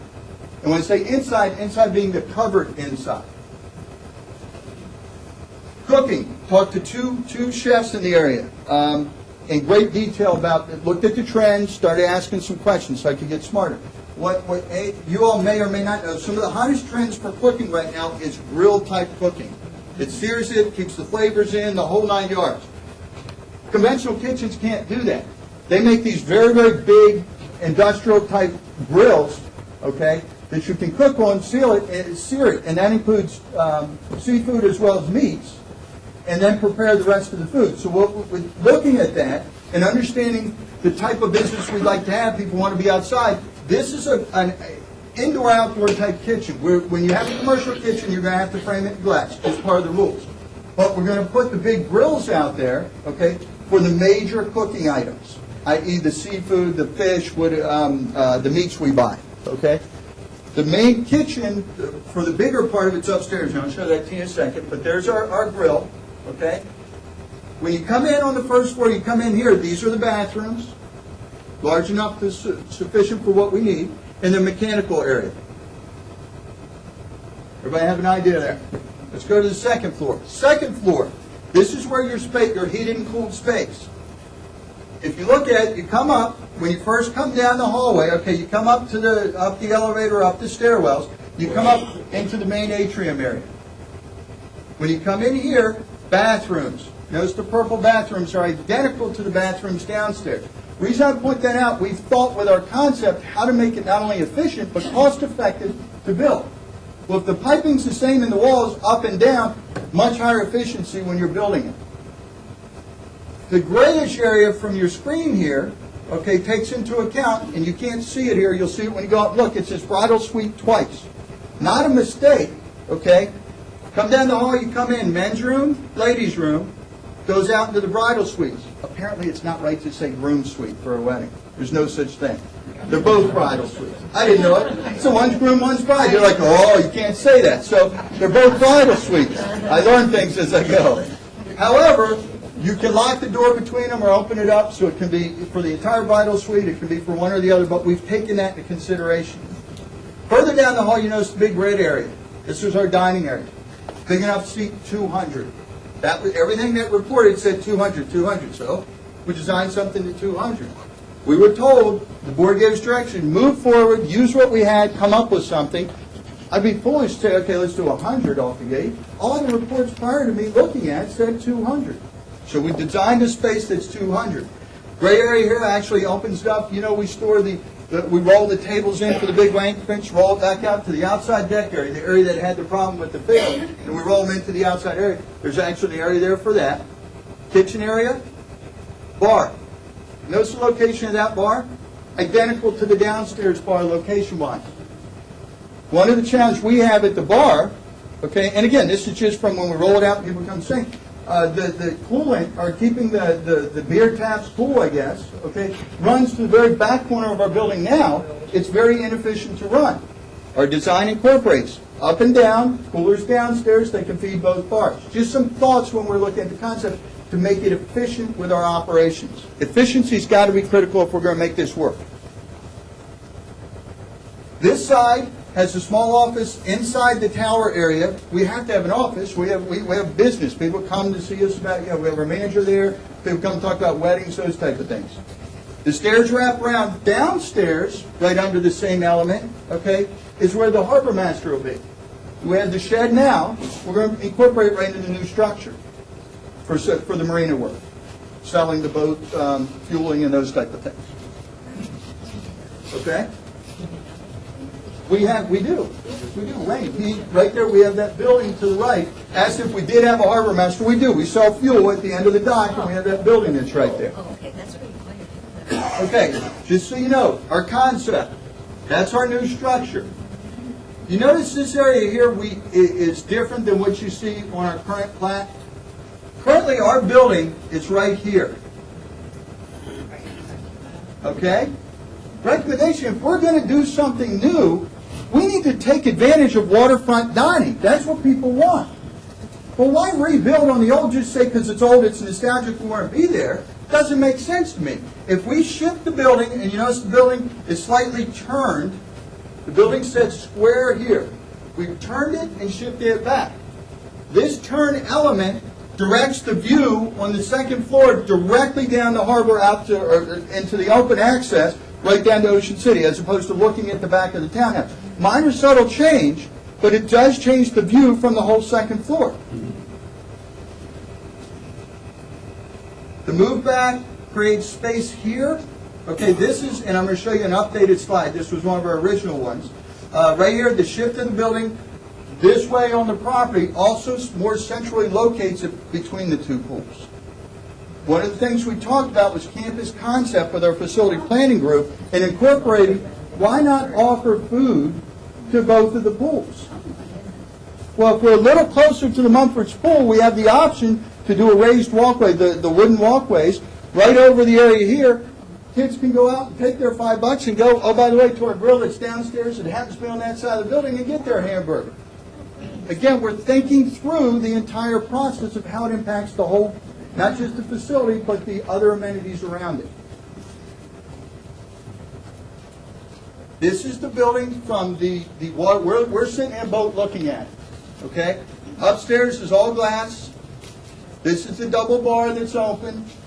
This area here is the underneath dining. The reason I share that, we don't envision this being this packed. Okay? This is not where people are going to be. Okay? Here's where people are going to be. On the deck. Now, please understand, these are concepts. Someone's going to say, I like the fence, I don't like the fence. Red roof, none of that's relevant. Okay? We haven't picked any of that. We had to deliver a concept of how it would utilize and what type of facility. Concept is open dining from underneath. Most of the dining will be on the outside of the facility. With outside heaters, right? No outside heaters. Inclement weather, though, that thunderstorm that rolls in, you don't have to leave, just go under the building.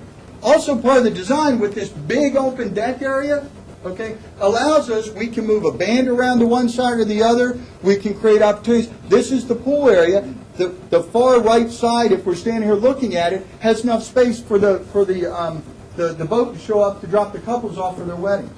And people have done that. Big, one of the big things that we think we can be very good at. This is looking down, you're still on the water side, but now you're looking at, this is where our primary dining and activities will be. Advantage of this, folks, is we've made the facility slightly smaller.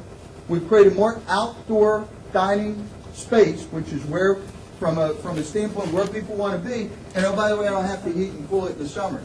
We envision the underneath, imagine the clay pots, with the ferns in it, something that you can actually roll and make smaller spaces or larger spaces. How many times have you called and said, look, I got 10 folks coming in, folks visiting me, I want to have kind of a little private thing, but you're not really renting a room. We can quickly move the space around to accommodate. Okay? No, they make lights and candles, and we can do all kinds of fun stuff, okay? Dark, come on. The other thing, no, I'm just playing. The other thing is, we also looked at, think of, when you're thinking of the facility, the dining use, think of Sunset Grill, think of Rainforest Cafe. You know, they have a lot of foliage because it gives you the sense of being somewhere other than just a restaurant. You could put misters on the outside here that just squirt that light mist periodically. All these things are not terribly expensive to do, but they give you an element of being somewhere other than a restaurant. You're in a destination location. And that's where we think we can take a big advantage of it. We shrunk the building a little bit because we don't feel we need as large a building.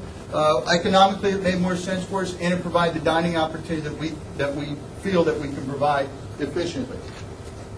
What's the freestanding thing just to the right? Here, this is conceptually, we're looking at a bar, or I'm sorry, a pool. And I'll show you monies in a little bit, but we have money set aside to redo the pool area there. This is like where our outside bar is now, our tiki bar. Okay, so it's just from a concept standpoint, having a separate bar to serve the pool and their patrons, similar to what we're doing now. Okay, someone said timing, I think came from this side of the room, just as an idea. It was more timing on construct or rehab.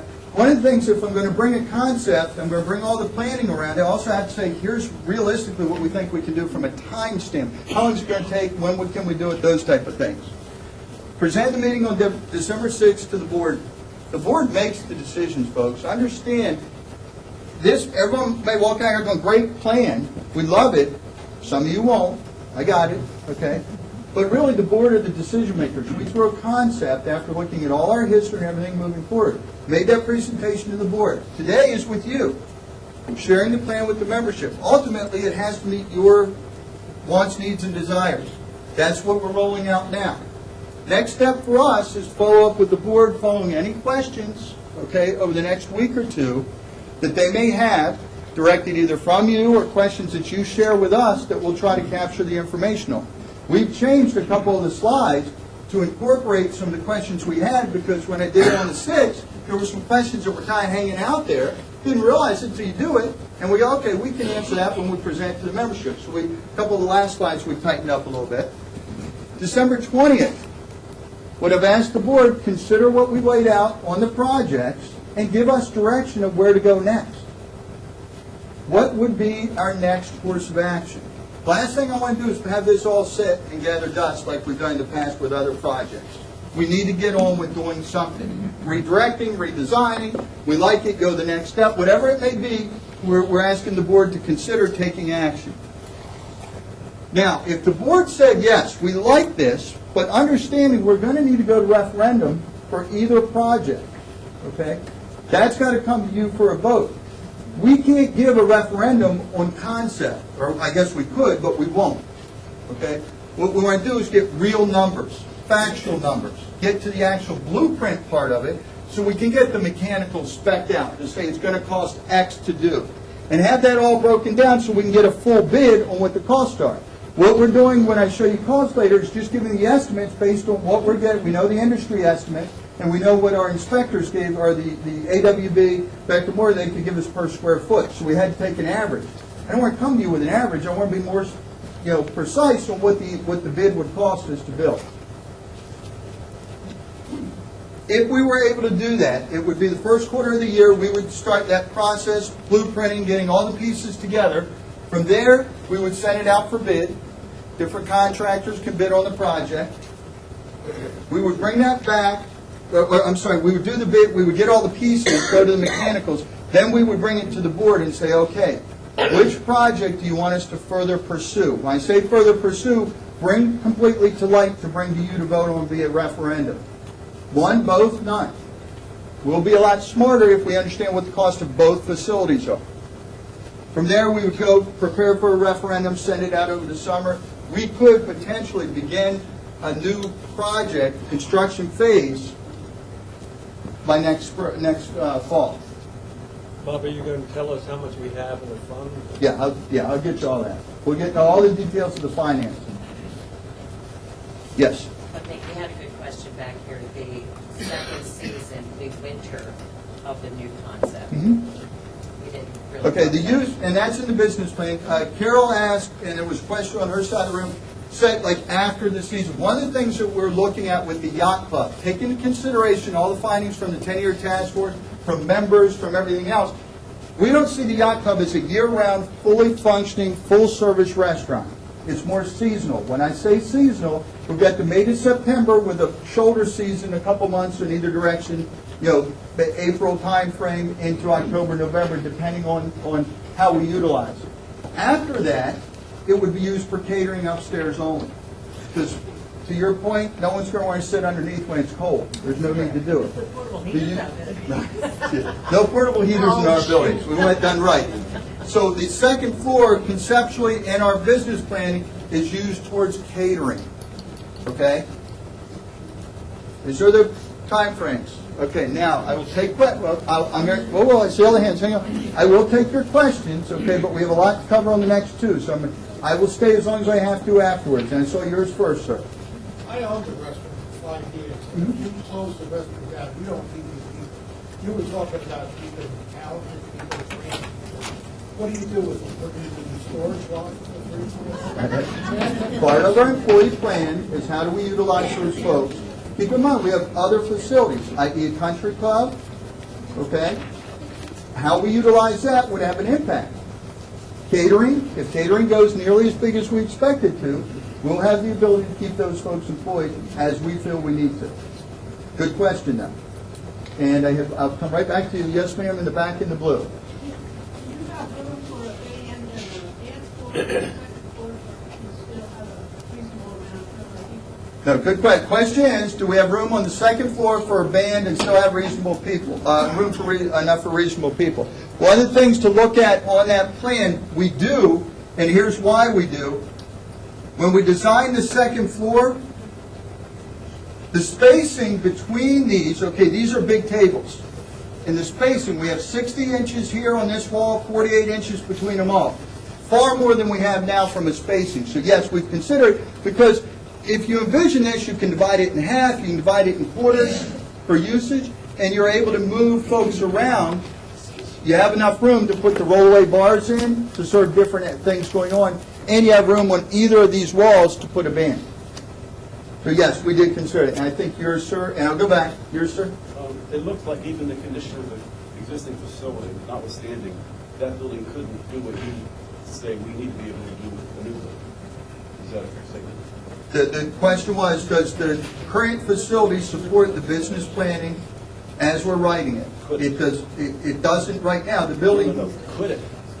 not as the plan we're writing, we would have to if the board redirected us on the 20th, no, we're not going to do it, keep the existing building, we'd revise our business plan based on the structure.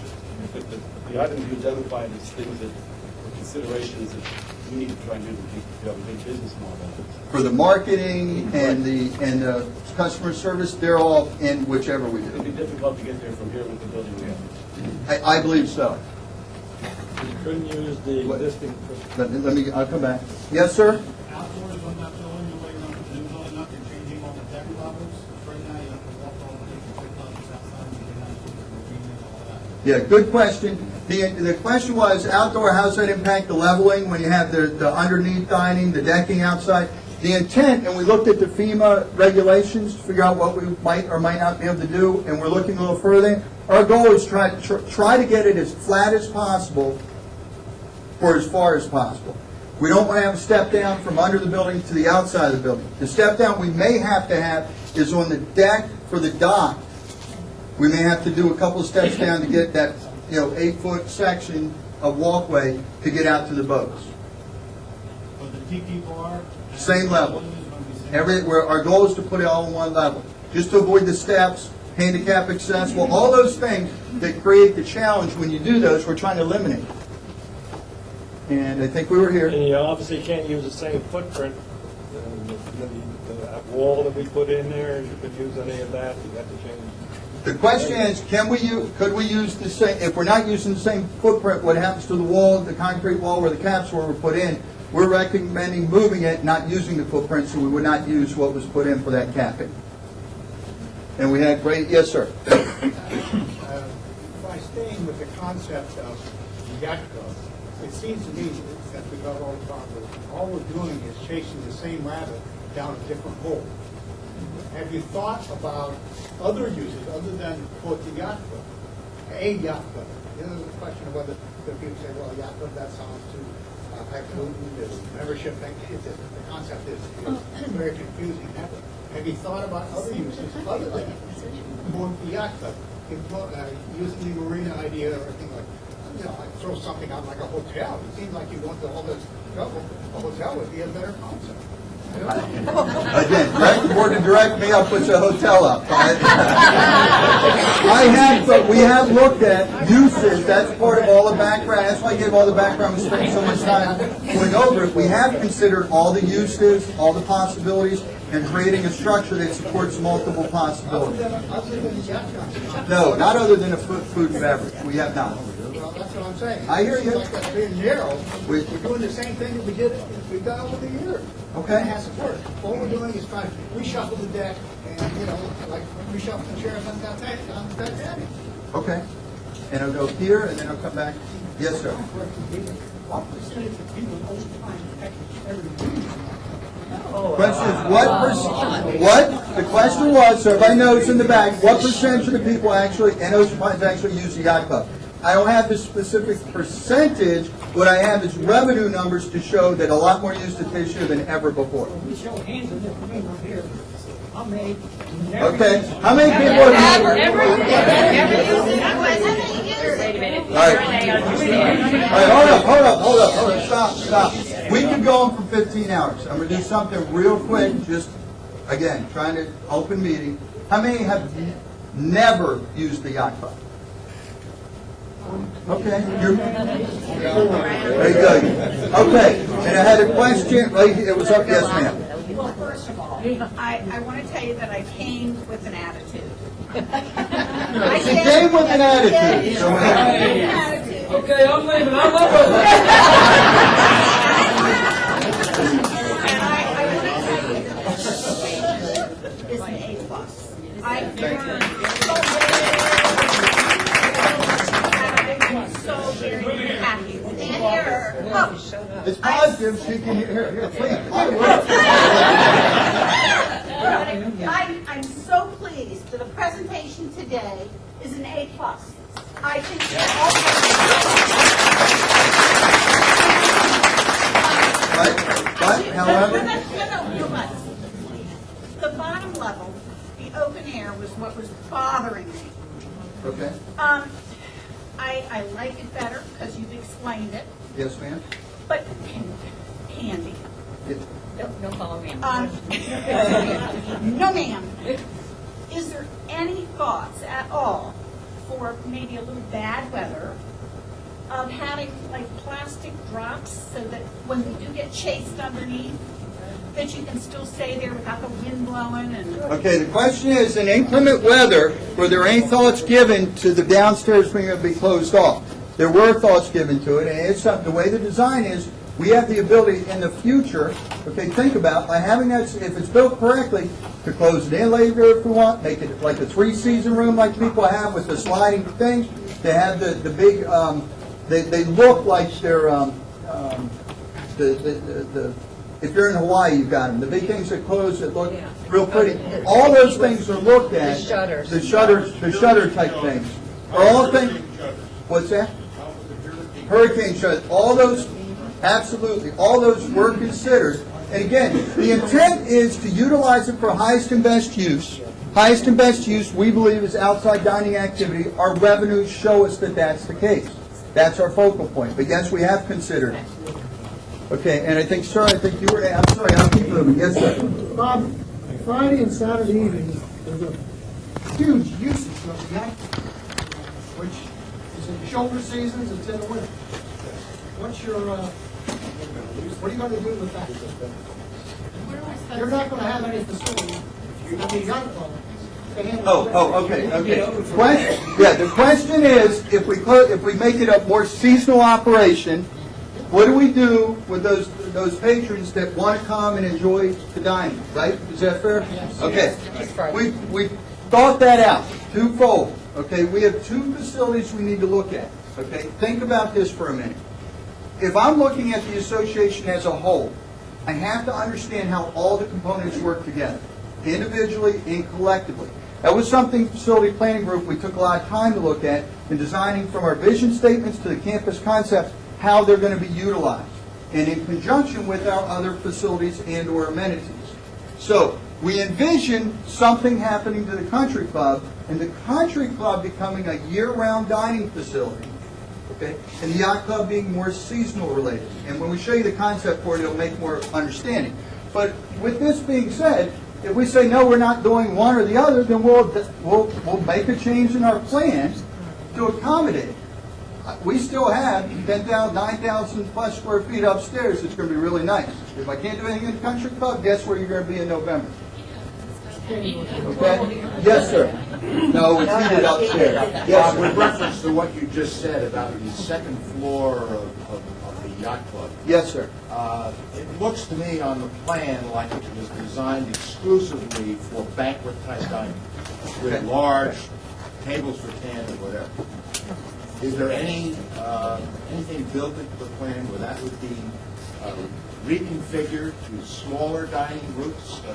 Yes. Groups of 4, 6, whatever? Question is, the plan showed the large tabletops, okay, at the yacht club second floor. Was there any consideration for smaller dining? And we get that a lot, by the way. People don't like to come up as a couple or a pair of couples and say, 10 top now. Understand that. Remember I showed you the gray area in the building where I said we roll our tables in and out? It's our intent to have tables for 4 tops, 8 tops, or 10, whatever the banquet, and be able to move those around. One thing that adds a visual for understanding, if you go into the Novos, come in the front door and sit on the left-hand side. Just where you pass to go to the bathrooms, you have the kitchen entrance block. It's blocked by that heavy partitioned unit. We envision having those to develop some separation but not have permanent walls put up. So we reconfigure the space multiple different ways for multiple uses.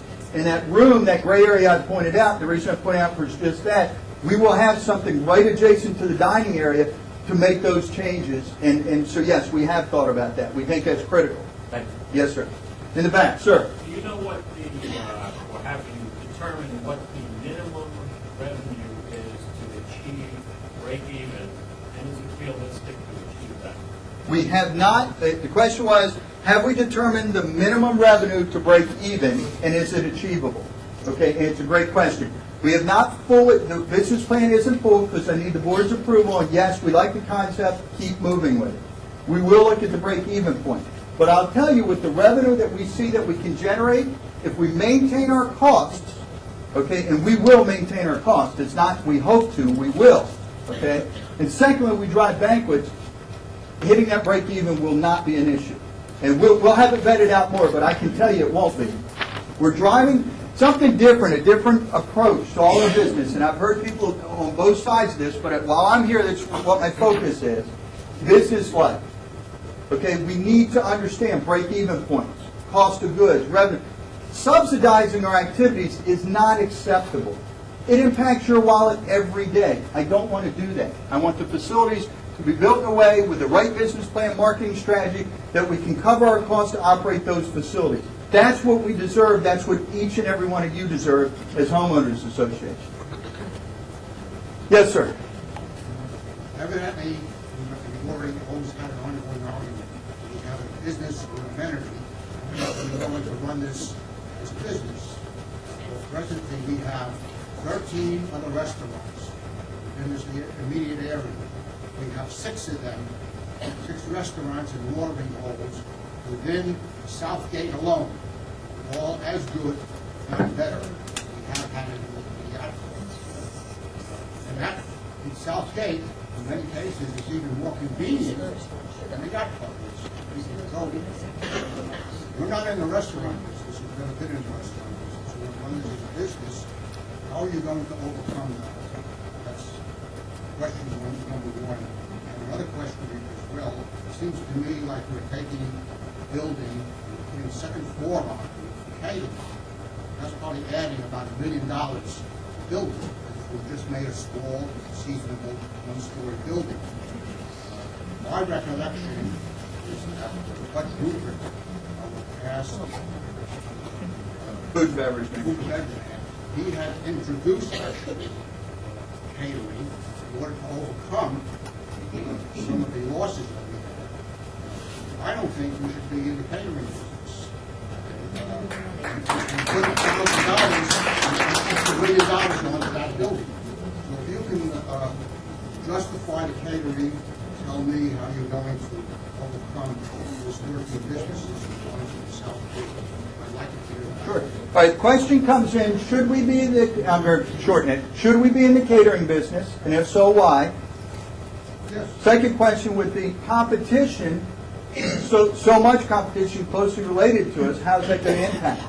I think they're the two kind of in a nutshell, is that correct? Okay, so let's start with the competition. We've already said we identified our competition in our business plan. Things that we have to do with competition with any business, okay, is identify your strengths and weaknesses. What we do well, what they do well. What we're poor at, what they're poor at. And then you capitalize. We're not going to build a yacht club that sells pizzas like de Novos. Just not going to do it. It doesn't work for us. We buy products from Bagels Inn because we don't need to compete and buy the ovens to make the products.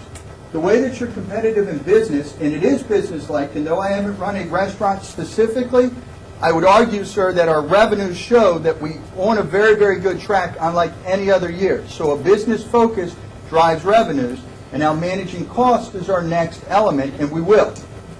So it's not a matter of a restaurant, it's managing all the individual components of it, marketing analysis, marketing strategy, cost of goods. These are in any business.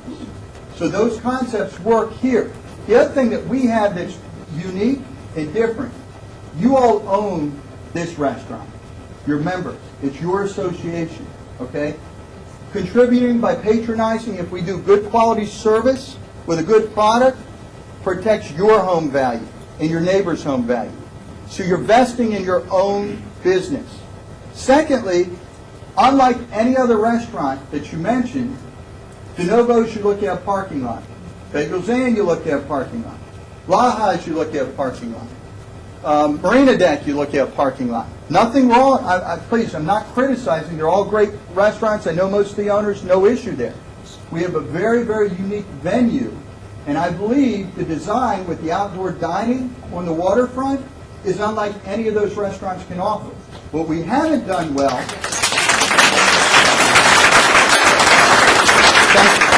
Thank you. What we haven't done well is offering quality product consistently. We know that, and we're working on that. So that's where I think we can make the management improvements, i.e. focusing on the right things, and that's what we're doing. And I think our destination, the type of location, the fact that you're an owner, I think all those are why I believe we can be extremely successful there.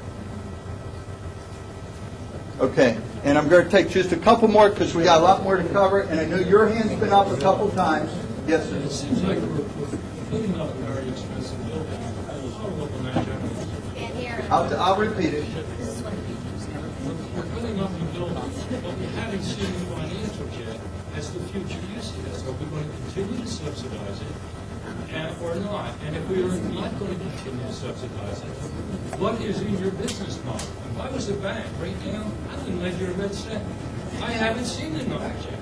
Well, You want to put a building up for future use, but I haven't determined what your future use plans are. Okay, question is, very expensive building, and just for everyone, putting up a very expensive building and how we intend to use it, what's the business plan to support that? Right, is that fair? And a bank wouldn't lend you money based on the current.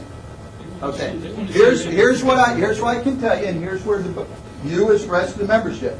Now, if you know my background, I've got over 20 years in the banking, most of it in the lending side. I know how to build a business plan to present to a bank for funding. That I can assure you I know how to do. Not disrespect, I'm just saying I have that level of experience, so I know what they're looking for. The marketing strategy, the business plan, the training, they're all things that a bank, if I were to approve a loan, I want to look how they're going to operate it. You're asking me a question, I'd be happy to answer. As for the cost of the property, I think you'll see, based on our new design, it's much lower cost than anything we've looked at before. So So we're offering a different facility with a much different business plan, with a much different strategy of how we're going to serve our customer needs.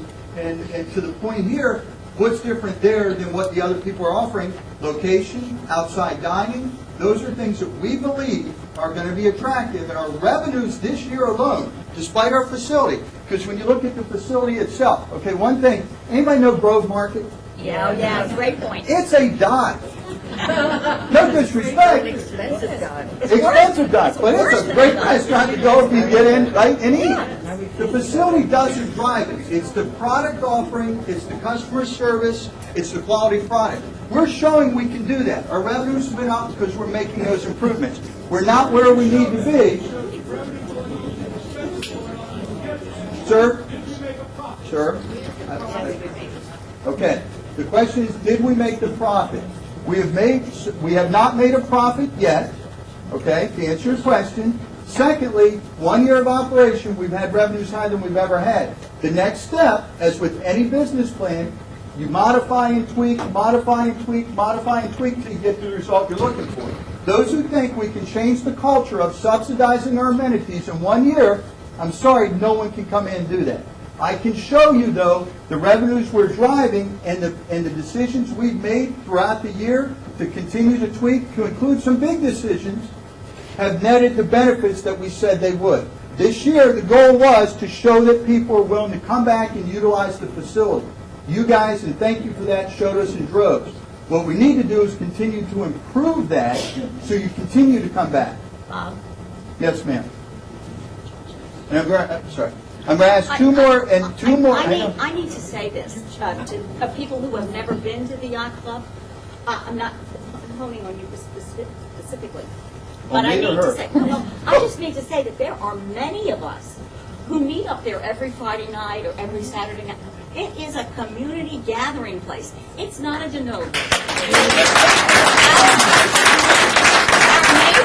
Every Friday night you go up there and you can talk, the whole golf community is up there, and you don't have to have an invitation. You just go up there. I mean, this is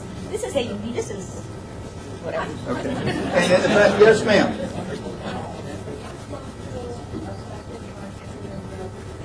Question is the yacht club pool affected by the design? Yes, the yacht club pool is affected. To what extent, we don't know yet. We're conceptual in the building. You notice I had it, if you notice when I did the structure, it's turned a little bit. So we can either leave the pool where it is, we can turn it.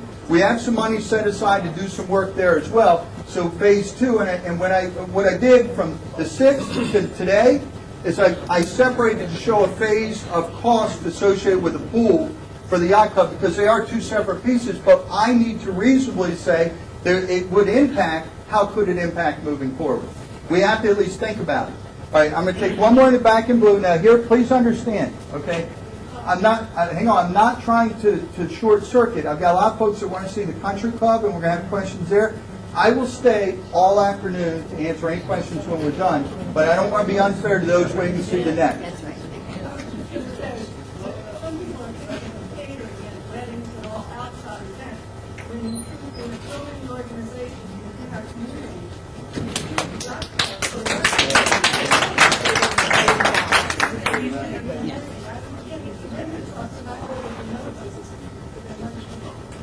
So the comment, and partly other community groups are using it for activities. One, the big one, and it's not a real happy one, memorial services.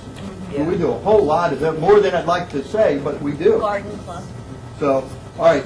If it's so, I'm behind the concept 100%. I think it's about time Ocean Pines got something really nice, and the community needs it, and the value of our homes needs something like this, and I'm behind it 100%. All right. What we're going to move into now is we're going to go to the next level. Damien? Oh, I'm sorry. I didn't see you there, ma'am. I'll do the one.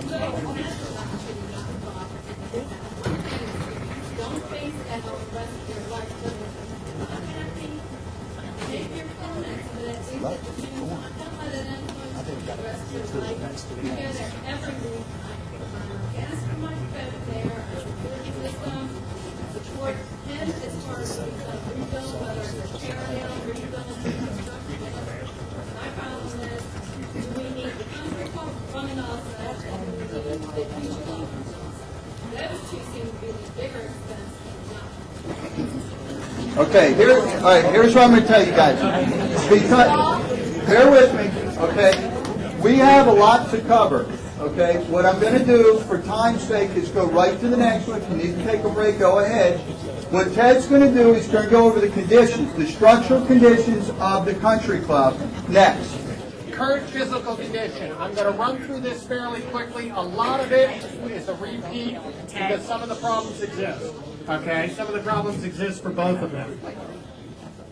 That's your entrance to your country club there. That's what it looks like from the front. Covered project and purpose, evaluation team, background, process, and results. ADA considerations based on the Department of Justice. Building envelope observations, architectural conclusion and recommendations, structural findings and recommendations, mechanical, electrical, and plumbing. Once again, same setup here. Instead of AW, we did this on competitive bids with firms for both of these. On this first one was AWB did the yacht club, Becker Morgan Group did the country club.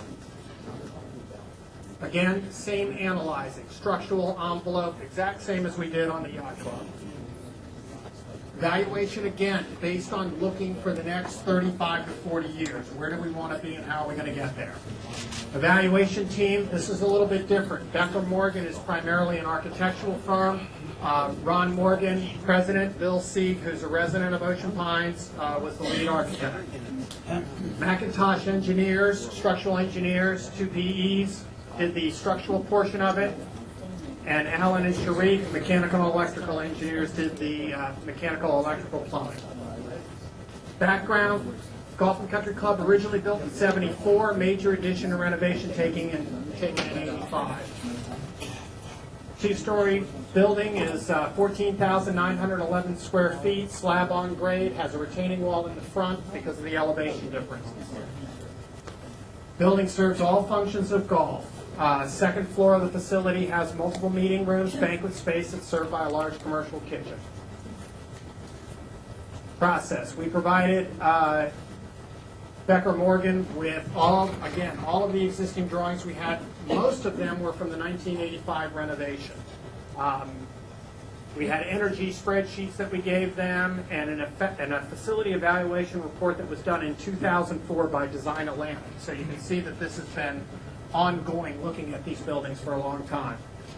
Multiple site visits. They spoke with Public Works. They spoke with Billy Casper. They spoke with everybody else that's been in and around. Results. Building code and ADA regulation. We have numerous deficiencies that are typical of a building this age. They're not unusual. The building's nearly 40 years old. Deficiencies will need to be addressed during any major renovation. They are concerned based on how the building is currently used, especially for the non-golf functions on the second floor. No elevator is provided in the building. There is an electric lift that connects the entry foyer to the second floor hall. No interior access for wheelchairs is provided from entry foyer to the ground floor. Enclosed lower deck on the second floor is not wheelchair accessible from the main dining room and the upper deck. That's that little add-on. It used to be a deck there and they added it in. No ramps or other emergency egress elements are provided from the second floor other than the lobby electric lift. This is your elevator. You'll note it only goes from the foyer entrance up. It doesn't serve the bottom floor and it doesn't serve the third floor either. Yeah, there are offices up on the upper floor in the front of the building. There's a set of stairs up there. No ADA access. This is coming out of the main upstairs dining room to that little where they've kind of closed it in. There's no ADA access. Toilet stall in the men's room has grab bars, but the dimensions do not meet the requirements. Turning radius in the corridor for wheelchair entering the men's or women's room is insufficient. Shower in the men's room is not compliant, same in the ladies' room. Men's room is inaccessible for wheelchair access. Both interior corridors do not meet the minimum clear opening spaces. This is the men's room, for instance. The chair, it's not wide enough and it's not wheelchair accessible. This is the corridor that you can barely fit down. As an adult, you could never get in there with a wheelchair to get back to the toilets. All public restrooms have exposed hot water pipes that are not ADA compliant. A sufficient number of accessible parking spaces are provided within the parking lot, however, there is no accessible route marked. Potential conflict between vehicular and pedestrian traffic at the main entry. Wheelchair access to the ground floor can only be achieved from the rear of the building going down the hill and around. Once it's been designated as a route, we have to ensure that they do not exceed a slope of 1 to 20 or we have to build a ramp. This is the first view that you get as you start to pull in. And this is, for instance, where you back the truck up to unload for the restaurant. Okay, so that's your entry look there. Stair handrails and guards at the entry foyer are not code compliant. Ceiling heights in several rooms are at or below the code required height of 6'8". Exit and emergency signage, elimination of stairs is insufficient by code. Plumbing fixture count for posted occupant load on the second floor, that's the big restaurant area, is sufficient by standards but may not be convenient for banquet use or average golf demographics.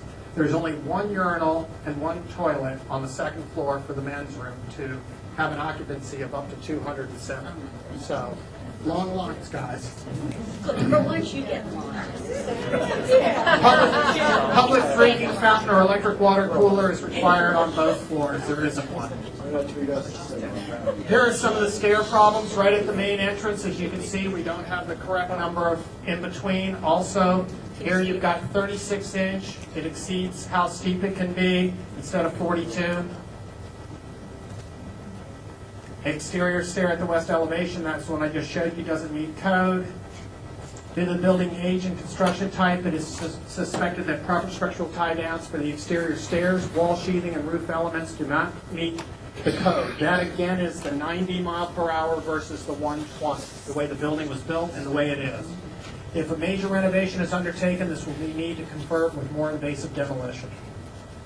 Building envelope observations. Exterior door front doors and windows about 25 years old. Normal wear and tear. The door knobs and everything else are fine as they are. The widths are sufficient. Other windows in the buildings are of three types. Anderson casement windows that are about 25 years old. Thermal properties, the U value is not up to standards. We're missing a few handles.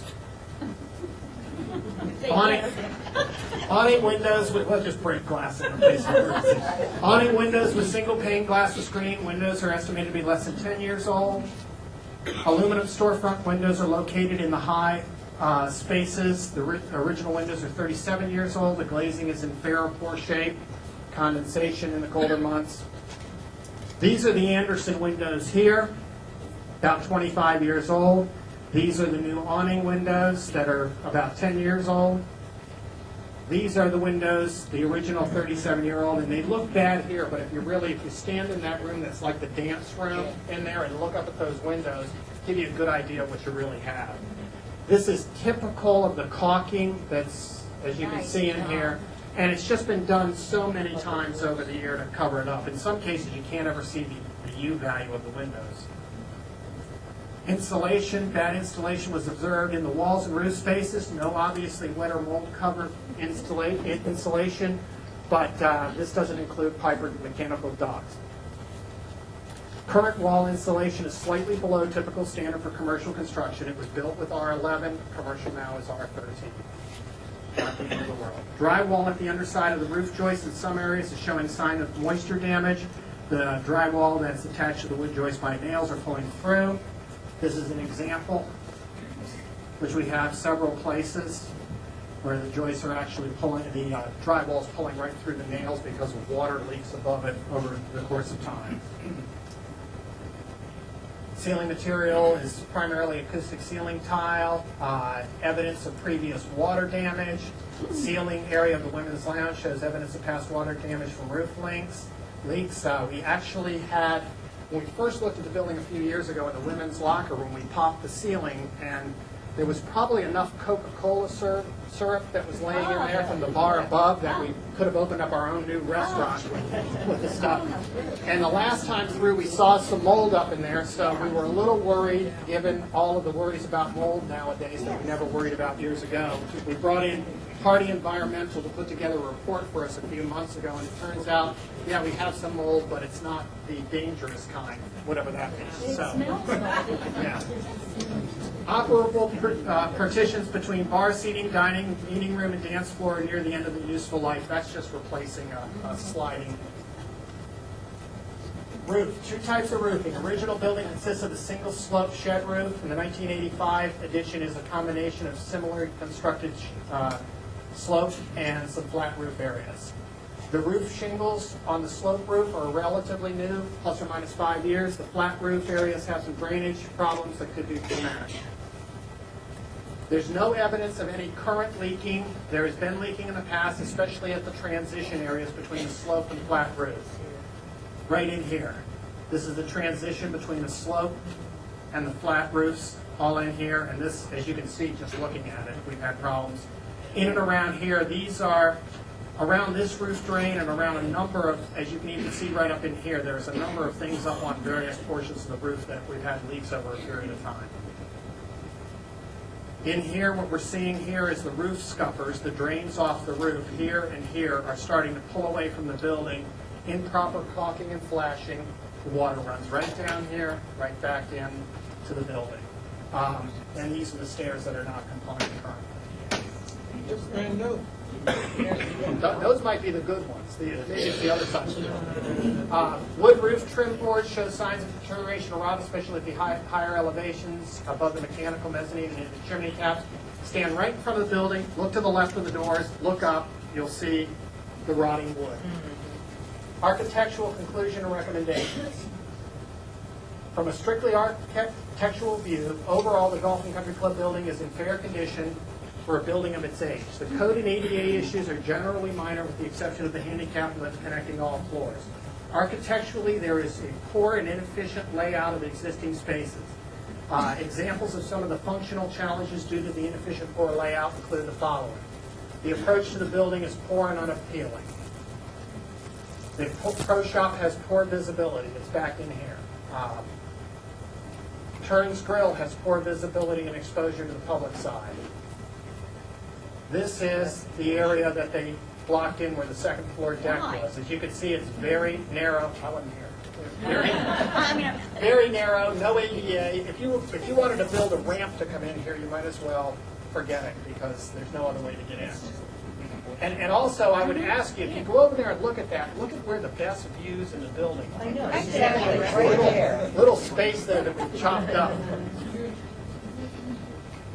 Architecturally, the existing building could be renovated, but a major concern would be whether the renovation option gives the best return of investment for the community.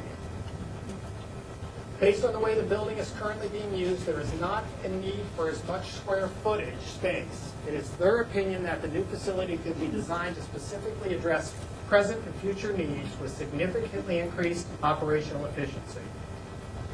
Structural findings. The clubhouse is mostly wood frame, minimal steel framing. Framing members that could be observed were noted to be in relatively good condition. The roof framing members meet all the load codes and everything else we need for it. The floor framing for the raised first floor was analyzed using the live load capacities for public meeting areas and due to its current layout and intended use. Using design parameters from the drawings and their observations, the areas with wood trusses were found to be below the required loading criteria for public use areas. Again, the 100-pound live load. The ground floor framing consists of a concrete slab on grade that meets the required capacities. The floor and roofing system is supported by mostly wood and steel columns, and they basically meet the building code as it goes. Of course, how they're laid out cuts you down because that building's got all kinds of sloped roofs and everything else in there. Structural evaluation conclusion. Most of the building is compliant with current building codes. However, the areas where the wood floor trusses are do not meet the live load criteria, and the tight spacing of columns may limit how the areas can be laid out. Mechanical, electrical, and plumbing.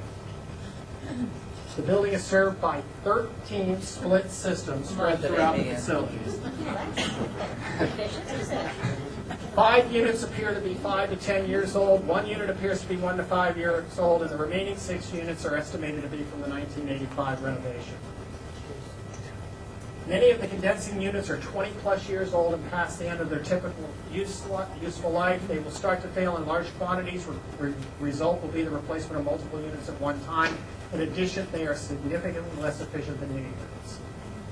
Except 3 units, the air handlers appear to be from the 1985 renovation. It is appeared and believed by OPA that the means to control the outside air is no longer functional. The majority of the units were not provided with outside air. Outside air is required by code to get good air quality. Boilers are original to the building, 1973.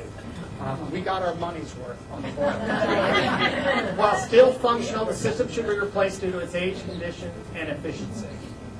Kitchen hood exhaust, exact same problem we've got over at the yacht club, not treating the air coming in. Numerous deficiencies were noted throughout the mechanical system. Abandoned Baker-Coleman control system. I don't know what in the world this was controlling, but it doesn't do it anymore. This is inside some of the ductwork in some of the spaces. That's condensation coming in and coming off of it.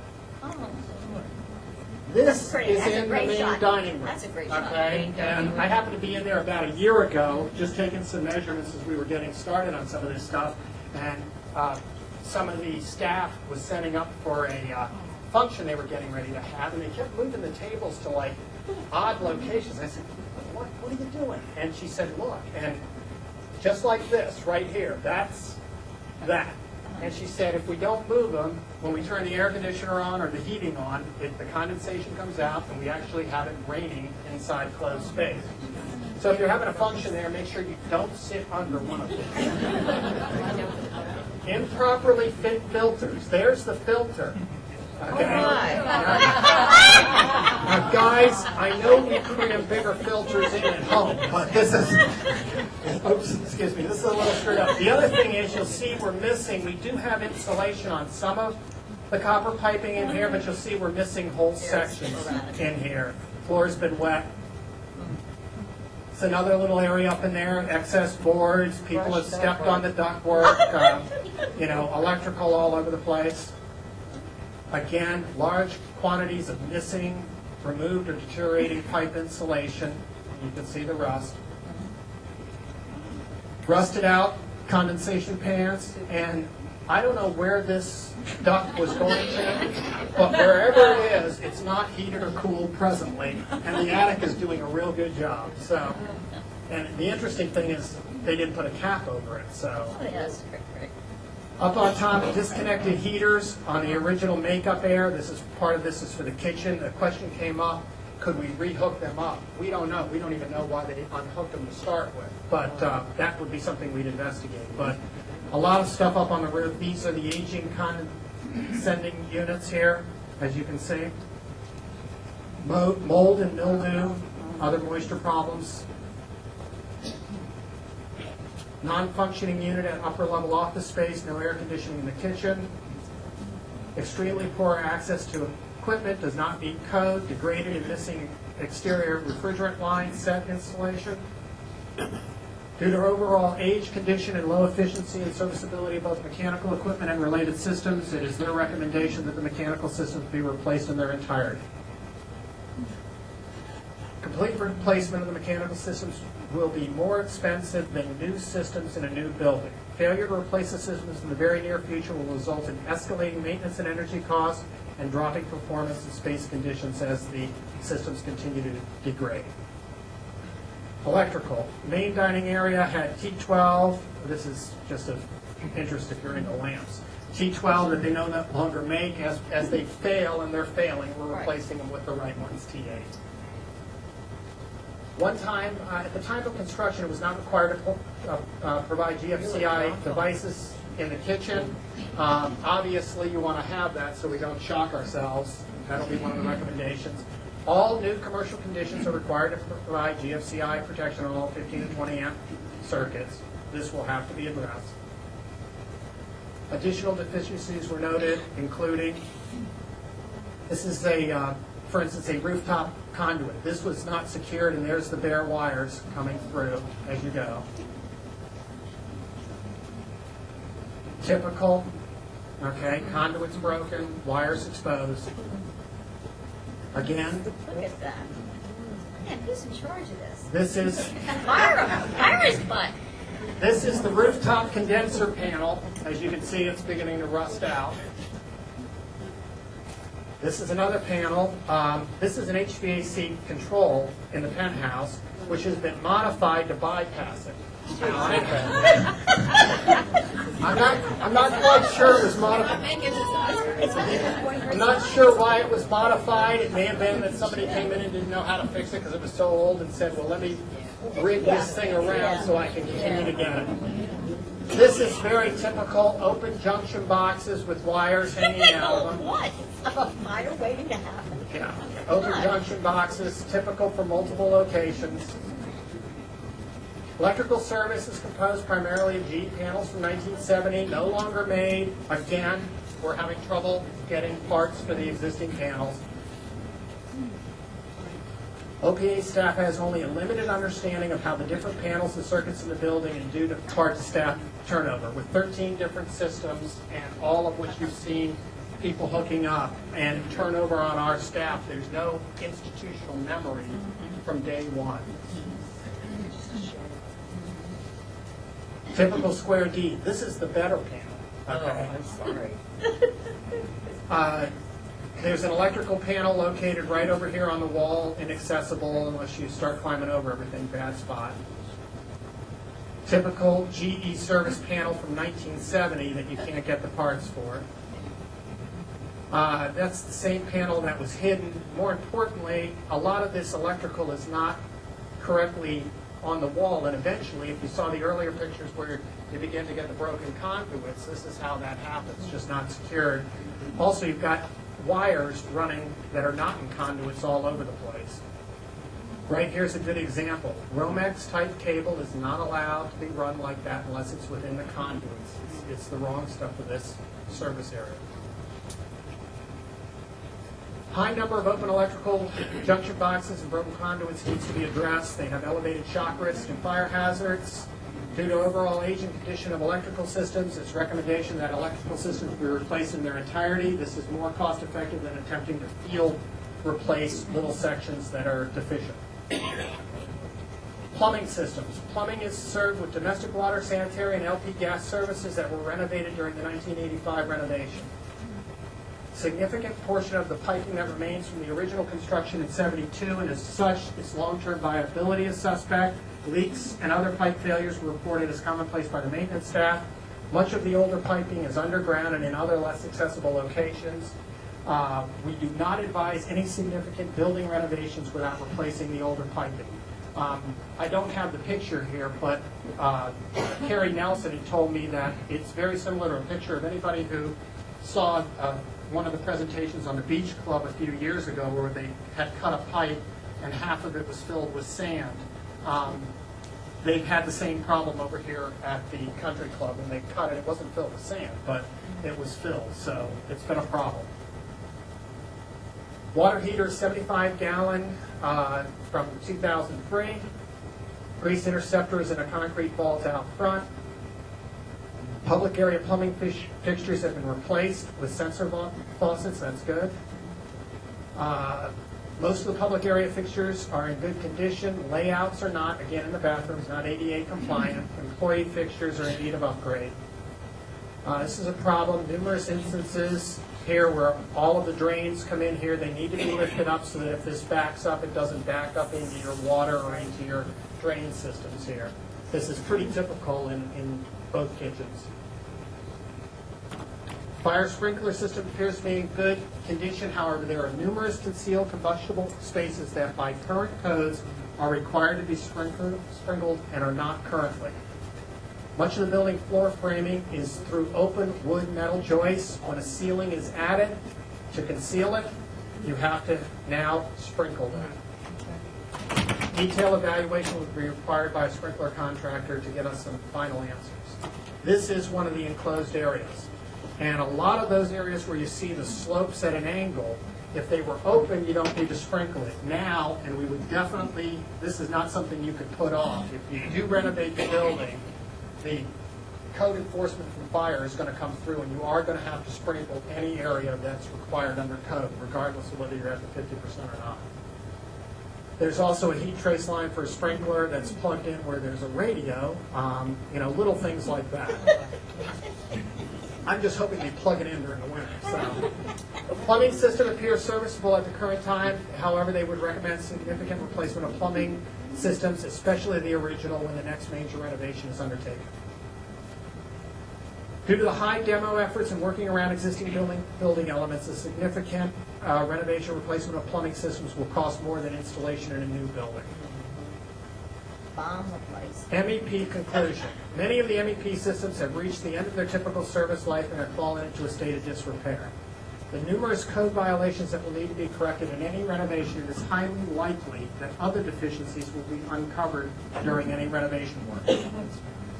Recommend a complete replacement of the MEP systems and code corrections to the fire protection system.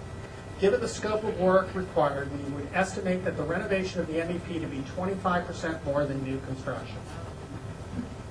Just to get an idea, from RS Meetings, which is a typical estimating book used to get within a region or within the country what it costs you to do things, their estimate for mechanical HVAC is about $27.23 a square foot for the mechanical HVAC, $21.62 for the plumbing, $13.70 for electric, and $6.66, meaning $69.21 per square foot to replace those. Those numbers are at top-of-the-line building. A building with a lower finish would come in. So that's kind of, for lack of a better phrase, a worst-case scenario there if you were looking at guesstimates. Utilizing the numbers above as a baseline, we believe a renovation would be 25% more than that, just because you've got to rip out existing walls. Anybody that's done a rehab on plumbing knows. Recommend full MEP due to age, condition, remaining lifespan of existing equipment. There are also possible savings due to better layouts and possible reduction in square footage of the building. Final comments. Based upon a desired overview of 35 years or more window and the analysis of the existing building systems and functionality issues, the association needs to next determine the best plan and course of action moving forward, renovate or rebuild. If OPA determines renovation is the best choice, then renovate completely, including correcting all code issues, MEP, structural, and functionality concerns in order to bring the building as close to current standards and expectations as follows. And I told you it was short. Any questions on that building? Nice presentation, very Sir. good. Thank you. How old are your pictures and information? August this year. Have any of these been corrected, like the life safety issues? Yes, we've had an electrician go in and put the caps on the junction boxes and things like that. We haven't gone up and fixed everything on the roof, because then you're really starting to, where we've got exposed, but everything in the building where we had no plates on, stuff has been corrected. I don't know if exit lights have been done yet. I don't know. Sir? The presentation was demonstrated that we're not too good at maintaining buildings. With that track record, why would I entrust you with a new building? You want to address that? Bob's going to address that, and let me tell you something. That's one of the very first questions that came up several years ago. There's no sense building new unless we have systems built in. The other thing is, this is just my little, let me give you my little 2 cents here. For many years, assessments did not go up.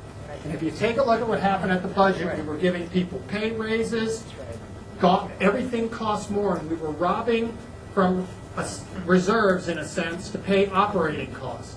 And there was no definitive plan of going through the buildings, making sure that everything's done and up to date, and a set of guidelines we go through. A lot of people still have their heating or HVAC guy that comes in once or twice a year, checks over their system before it goes. Ocean Pines has depended on our own people, and we've kept that staff so low that basically they're just putting out fires. Got a problem over here, run and do that, run and do that. We haven't had a good oversight on a preventive maintenance program. And part of what we talked about way back at the 10-year task force 2 years ago was, if we're going to do anything, One, we need to do it right, and two, we need to maintain what we need to do. Because remember, the time frame here is not looking out 3 or 5 or 10 years, it's looking out the next 35 or 40 years. So if we build it, we need to take care of it. Sir? That's a good question, because like, for instance, this is a brand new building that we built. And that you've been involved in a lot of these projects. How well have we been maintaining this particular building? I think good, and I think we're doing fine here. We've done some other things like add some other doors in here to cut sound down. And Lehman, who did the building for us, has been very good at coming back in, and if we found any problems, taking care of them. So I think we're good here right now. We have a maintenance set up for this building, but part of the idea that Bob will talk about a little is having somebody dedicated in here to watching the oversight of all of the facilities. Do we have a preventative maintenance plan for this one? Yeah, we are doing all the checks. Do we have a separate plan for it? No, it's part of this big thing. But are we doing what we need to do in this building? Yes. That'll carry through anything else? It has to carry through. It has to carry through for here, the beach club, the yacht club, the everything we own in this thing. We need to have a checklist, preventive maintenance, follow up, and we need to be up front and say, hey, instead of waiting 40 years to replace air handlers in a building, if the life of them is 20, 25, 30, and what we're doing is just kind of rigging stuff to keep going, we have to say, hey, when the life is over, fix it, and that way you're not stuck 40 years later with something where you have no choices going forward. Both Carols, go ahead. I was on the facility two planning Carols. group. We're the two Carols. I was on the facilities planning group. I just want to say one thing. It's absolutely right what Ted said and what Bob is going to be saying. If we're going to build new buildings, we have to have the maintenance on them, and it has to be done on a regular basis. And folks, that costs money. You know, when you bring your furnace people in, you have to pay for that. And that's the one thing that we all have to reconcile in this situation. That if we're going to do this, we want to keep the buildings in good condition, and that costs money, and that means we have to pay for it and assessments. And also, too, just to add to that, the facilities planning group came up with that, or, under Bob's guidance, too. The campus environment, that is one of the things we looked at. When we looked at the country club, we didn't only look at the country club, we looked at bathrooms outside, all of the things that need to be maintained in a whole facility. The yacht club with the yacht club pool, Mumford's Landing, all of that has to be under one umbrella of maintenance to keep that whole property where we expect it and where it's bringing in money. I think the thing too, very quickly, over the past years, we didn't have a general we had a general manager, but we've been working towards what we have today. The general manager that is in and is consistent, and we have that person working for us for many years, that's the consistency we have now that we didn't have then. Also, the consistency that we have now is that everything presented today has been by outside professionals. Not hearsay, not the people that volunteers their time. This is official information. Experts. And it has to be run like a business. That's what we're expecting. We want things to make money to help us with our assessments. It just bothers me sometimes when I hear people say we're running it like a business. It is a business. We're expecting to make money off of it and it be a good investment for us. It's a business. That's The question on the country club, is that 2010 that will happen? The country club building was re-sided, what happened in 2010? I don't know, somebody that was sitting on it, I don't know when it was re-sided. I know the yacht club was re-sided a few years ago, but I don't know if the country club, 2 or 3 years ago, yeah. And if you listen to what it said in there, is that the structure itself is in reasonably sound shape. It's everything it's the MEP. MEP is the biggest problem and sprinkler issues in there. That the building, unlike the yacht club where we've got exterior and wall problems, this building, other than the way it looks perhaps, it's the inside, it's the guts of it that's the big issue. The country club member is actually actually go back to the country club for happy hour, like I see them all at the yacht club? I have no clue. How many country club members go back for happy hour that are here right now? Go back. It's taking a turn. All right, I'll tell you what I'm going to do. Let me go to the next level. Again, we'll stay as long as we can to answer questions because I know it's been a long time. I know everyone's waiting to see how we're moving forward. So just let me go through this. It won't be nearly as long as the yacht club, I promise, and then we'll answer all the questions we possibly can. Again, when we're looking at the future, we know the fiscal plan. Now we're going on to the same thing when we're looking at the facility. What is our vision for long-term use? We went back to our vision statement when we developed the plans moving forward. Other considerations, I'm going to go quickly through them, not because I want to race through them, but for time for you guys. Parking lot considerations, bag drop, cart storage area, cart path behind the country club. All these were out of the other reports. They weren't things we created. These were things that we tried to make sure we were smart with by looking at all the research that was accomplished prior to us picking up the ball. Cart barn and maintenance area, driveways and landscaping, readily food and beverage, some things that were particularly in the report, readily accessible for golfers and golf attire before and during after play. If you're going to have another function going on, our golfers going to be able to come off in shorts and a polo type shirt while a wedding's going on. Do we consider those type of things without, how does that impact? Accessibility to other patrons, bar that seats 24 with the tabletops or with table seating of 50. Integration into full casual dining as long as it reasonably separated from golf. Drive-up snack and beverage area. Multi-purpose space for meeting and small social events that would benefit the broader community, not just golf focused. Other considerations, should it be downsized or considered for other uses so it broadens the use of the facility? Traffic flow due to relatively narrow street that feeds into the golf course, drivers back into Clubhouse Drive, which is heavily traveled and is a small street. Building the bridge on, and folks don't think about Clubhouse Lane, we have a bridge we need to replace. Okay? Well, all the bridges have got many years on them to go with the maintenance part of it. We're looking, so we're going to do that. When we go to replace that bridge, interestingly enough, we're going to disrupt the golf course. We have no other way to get the residents who live back there out without making some sort of disruption. Reconstruction of 10th and 18 holes would need to be timed with clubhouse rebuild if we were to rebuild because of how it disrupts from where they're located. And again, these are all things out of another report. These weren't our report. These were things we used as we moved forward. Carry-away snack bar on lower level for golfers making the turn from 9 to 10. Okay, so all those were in considerations when we're looking at use of the facility, how we're going to use it moving forward and what makes sense for us. Here's the current facility. The white just helped us delineate. That's actually a paved area. Delineate. They changed to white for us so we can look at where it sets on the property. Okay. The building here, and again, all these maps will be up. Please, if you can't see it real well, we'll show you. The recommendation is taking what obviously you've heard. We're recommending reconstruction of both projects, brand new, ground up.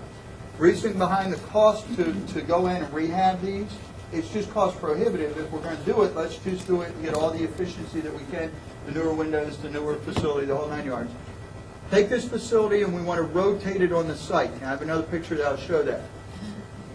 I had a gentleman stop me, I don't know if he's still here, after last segment when Ted was up to talk, and saying, well, I heard you want to put the cart barn under the building. Why is that? That's not going to work. Well, it is going to work. As a matter of fact, anybody here is familiar with Lighthouse Sound? Where is the cart barn? Under the building. You don't recognize it because from the slope coming up, you don't see it. The cart barn is not something that you want to see on the golf facility. It's something you have to have to participate in the activity.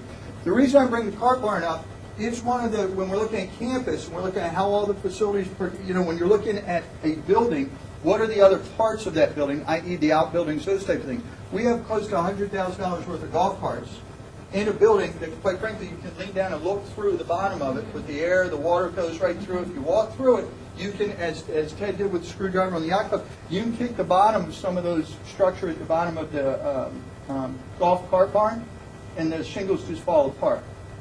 Okay, so we will need to replace that in the near future. And why we wouldn't protect our investment, I don't know, but that's just some of the things we looked at. So putting the car barn, incorporating that into the new structure made sense to us. All right, if you come up from the parking lot side of the structure, you'll come into a one-story building. When I say one story, only thing, there are 2 levels, but 1 story from as you go in now, you go into a split level. You have to make a decision, walk up steps or down steps. You should walk into whatever the main activity area is, okay? And that's what the new design allows us. Come through the front door. If you hang a right, there's the pro shop. Over here's the area where you start, off 1, just so everybody have an idea. So the pro shop, right out, they can look at what's going on the tee box, the staging area, those type of things. Come further down in the facility, you hang a left, you have your restroom facilities. Come straight down the hall. You notice the red area. Same color as at the yacht club, that's the seating area. Okay?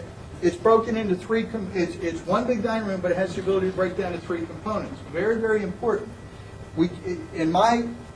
As you go through and you look at, and you're trying to figure out how you're going to utilize the facility, I think it's wrong just to consider use for golf. It's owned by the entire community. We can get better use, and that goes back to the catering, by having the ability to use this as a multi-use facility. Not to disrupt golf. The thing that we have to do is be able to support the golf community in a way that they haven't been supported before, from giving them the facilities they need, but give it space where we can have other activities going on. When I say other activities, I'm not just talking about potential wedding.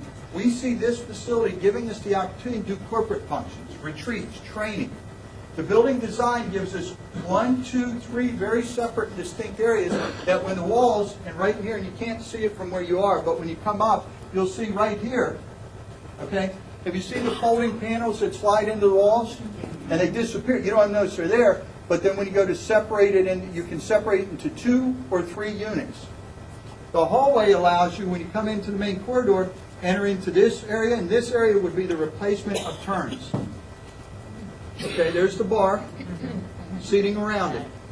Okay, you can come straight in the main dining area, or you come down the hall, assuming that these are closed off for separate areas. You come down into this section and get to the room all the way to the right, as we're looking at. So you have 3 potential rooms or 1 large room. When we set out, we're looking at this. If you think about it, well, highest and best use of the facility out of the gate needs to support our golf community. Now, I know there's a lot of argument, well, golf's this, golf's that. I will tell you, if you look at our, once again, go to the financials. May, June, and July, financials were skyrocketing from revenues produced as a direct result of Casper's actions to drive business to our golf course. Towards the end of July, into August, our course conditions dramatically deteriorated, and right behind that, you saw, conversely, our revenues drop. I'll tell you, as of now, and I haven't seen this month's numbers, but as of now, we're still ahead of budget on this. So all the work that they did to drive the supplemental play, which did not have a significant negative impact on our members, which was a big concern, and I've been talking to a lot of those members lately, especially after Tuesday when they heard some ideas here. There's strength one way or the other, but when you look at it, they were doing the right things to drive revenues. Everything's about driving revenues to cover the cost. The break-even point, as gentlemen said in the back, on the facilities. How do we drive those revenues? We think by building it correctly, A, we're going to have the efficiencies. B, having the facility able to break down, partition off to an ability all the way open to support a full golf function. One thing that Casper has done a very, very good job with is developing going after the golf outings. Again, folks say you should be in catering, you shouldn't. If you have a golf course, golf outings are money makers, folks. Great way to drive revenues. Why would you turn your head and go, no, we don't want to do it? And we do want to do those things, whether it's internal with some of the things we do or external. Raven's Roost, I can name Taylor Bank, all those type of things, Veterans Memorial. Having those here supporting the golf course helps drive the revenue, which keeps your assessment down. So having a facility that supports it. So if you think about it, when this is wide open and we have a full golf outing, okay, you're going to have roughly 144 people. If it's full tilt, 2 on, 2 off each box. I'm a non-golfer, so please, I had to learn all this. This isn't something I know by doing all the time. All right? But it's 144 people. After the event, you have the award ceremony. A spouse may come to participate. A family member, whoever, may come and say, yeah, join us after we go off after the event. The person that's got a bum knee because they twisted and they couldn't go off in the event, but they were planning to, they'll show up for the dinner afterwards. The seating capacity allows us, it's roughly around 174. Gives us the opportunity to do the full golf outing, supporting them as fully as we can, offering the types of functions that I believe and our records show we can go after, we should be able to support with this. However, in those alternative times, let's think about evenings, okay? Go after 5 or 6 o'clock. It's dark. We don't have golfers out on the course. I'll say 7 in the wintertime. Why couldn't this become an alternative dining or another dining facility? Why couldn't this be the corporate retreat for AGH and their docs who want to come in? The intent is to set up, design each room with the drop-down screen, the plug-in for the AV equipment. Okay? Again, not hard when you're designing the building initially. It costs a lot when you have to go back retrofit. But if you put it in the design now, we're able to do corporate retreats. And that's part of our marketing strategy when we're looking at driving new business. Okay, AGH, PRMC, BB Medical. Okay, think of all those. Or think of the folks that come to the beach on a weekend for the Mortgage Bankers Association. Those type of events go to Ocean City. If we say come down 2 days early and do your corporate training event, they could utilize the space, 1, 2, or 3, and we, again, a lot of coordination between how we manage it with the golf side and that, because we're not trying to take away from the golf. That's why the facility is built this way. But we're trying to drive more revenues, hence pay for the building, pay for the amenity. Guess what? It doesn't hit you in your assessment. So all these things were thought of when we went through this. All right, that's when you walk in, first level. Big outside patio deck area, so you can walk out. The building rotation that I'm going to point out actually overlooks the 18th hole. I was told to play that down because some people get nervous. They don't want to see people coming up. Okay, so I apologize for those of you who may not like that a whole lot. But for those who are avid golfers, of which I'm not, apparently that's a great way to end the course, having everybody watch you come in, especially at the end of a tournament. I see golfers shaking their heads. So. Okay, underneath the facility. Okay, when you come in, steps go down. Steps are right here, same spot on the other elevator. You come downstairs, we have our restrooms, men and women. They have right now a card playing room. The men's and women's and our current golf facility have some additional space for those activities. We put at the end of the hall. I'm not trying to push one way or the other. You can have men or women in there. It's not Good for for one. You. You may like that, some may not. So I know it. but we felt it was appropriate to include that. The big and I'm sorry, there's bag storage, repair, those type of things. The biggest thing I want to point out is right here. Moving golf cart, we have to replace it. It's a 4,200 square foot facility, building that we have to replace in the near future. Well, if we're looking at a structure, why would we not include that? Why not campus concept, get it all done, do it right the first time? Putting it underneath also allows us, okay, to manage the facility more efficiently, because right above it happens to be the pro shop and the offices. It's easier to manage when you're all co-located in one location, just from a management standpoint down the road. Okay? We've put on here also the snack shack and an office. Okay, your carts actually come in this way once they finish and back out this way to go golf. Here's a picture, and you can't see it well, and again, I promise you we'll put slides up, you can come up and look all over it. But the concrete, simple to build, concrete structure in here, lighting, simple. It's an easy way to build, and it's a way to keep clean and build for long term in the future. Kitchen of this facility? It was upstairs. I'm sorry, did I not say kitchen? Right there's the kitchen. Thanks for asking if I missed that, folks. Kitchen actually serves. Snack shack is downstairs. The snack shack is designed for the turn, the hot dogs on the rollers, the sandwiches we can get pre-made and brought down periodically, those type of things. It's a quick grab and go. Upstairs is for the dining where you're going to order, the food or whatever it is you want. You're staying after the event. Good question. I'm sorry I didn't point that out. Okay, let's talk location. This is where I was directed by the board, post haste, get moving, design, come up, what do we need to do with our major facilities? Okay? Attack the two of them, Country Club and Yacht Club. Look into facilities very, very differently. Okay? I don't believe in just replace it as it is, because that's what they do. If you look on a broader scale, how do we drive the revenues? What can we do with the facility? Well, if we look at this knowing we have a bridge that we're going to need to replace in the near future, 2, 3, 4 years, which is going to disrupt traffic, which is going to put you across the golf course anyway. looking at the parking, which was identified in all the reading that we had some limited parking, okay, and looking at the finish. You know, at the end of a tournament, at the end of a play, how do you finish strong in a hole that's something that's memorable when you leave? Go, wow, that was a good finish for the golf. Okay, rotating our building gives us several things. With the roadway, it gives us, instead of coming in looking at the dumpsters when you first pull up or the delivery dock, you actually get the front of our building. By taking this dotted area here, which is our current cart barn, we eliminate that because we can put it under the facility.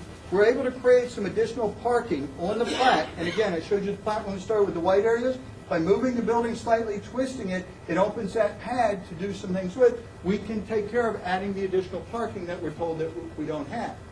It's critical from this standpoint. We have the big parking lot here, okay? But if you have multiple events, you have to have parking that's going to be able to support both. This allows us to do so. Now, here's what the building looks like from the whole side of the building.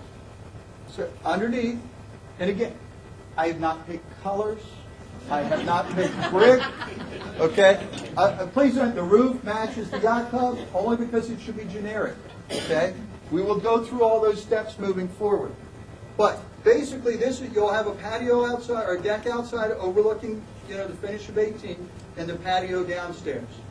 Things that came out since Tuesday is a great example. This is what we'll do the next level with both facilities, get smaller groups, focus groups, talk about the concept, because this is all conceptual. Here's a great example. I was talking with someone yesterday.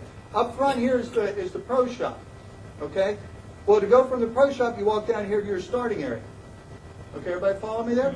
But what happens if you're out here on the back area, okay, you're having a cup of coffee or in the afternoon having a cold beverage, you want to know if your partner has showed up that's going to go out and hit with you. You got to go all the way through the facility.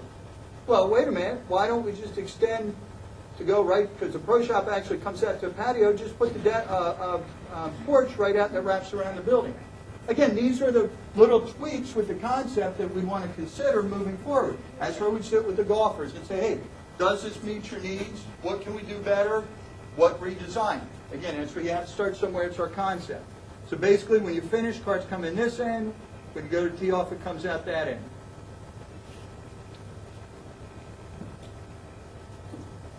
A little more aerial view, parking lot side, back of the building, right here, and I'll have a side view in a minute, but that's the snack shack, the office, and the carts.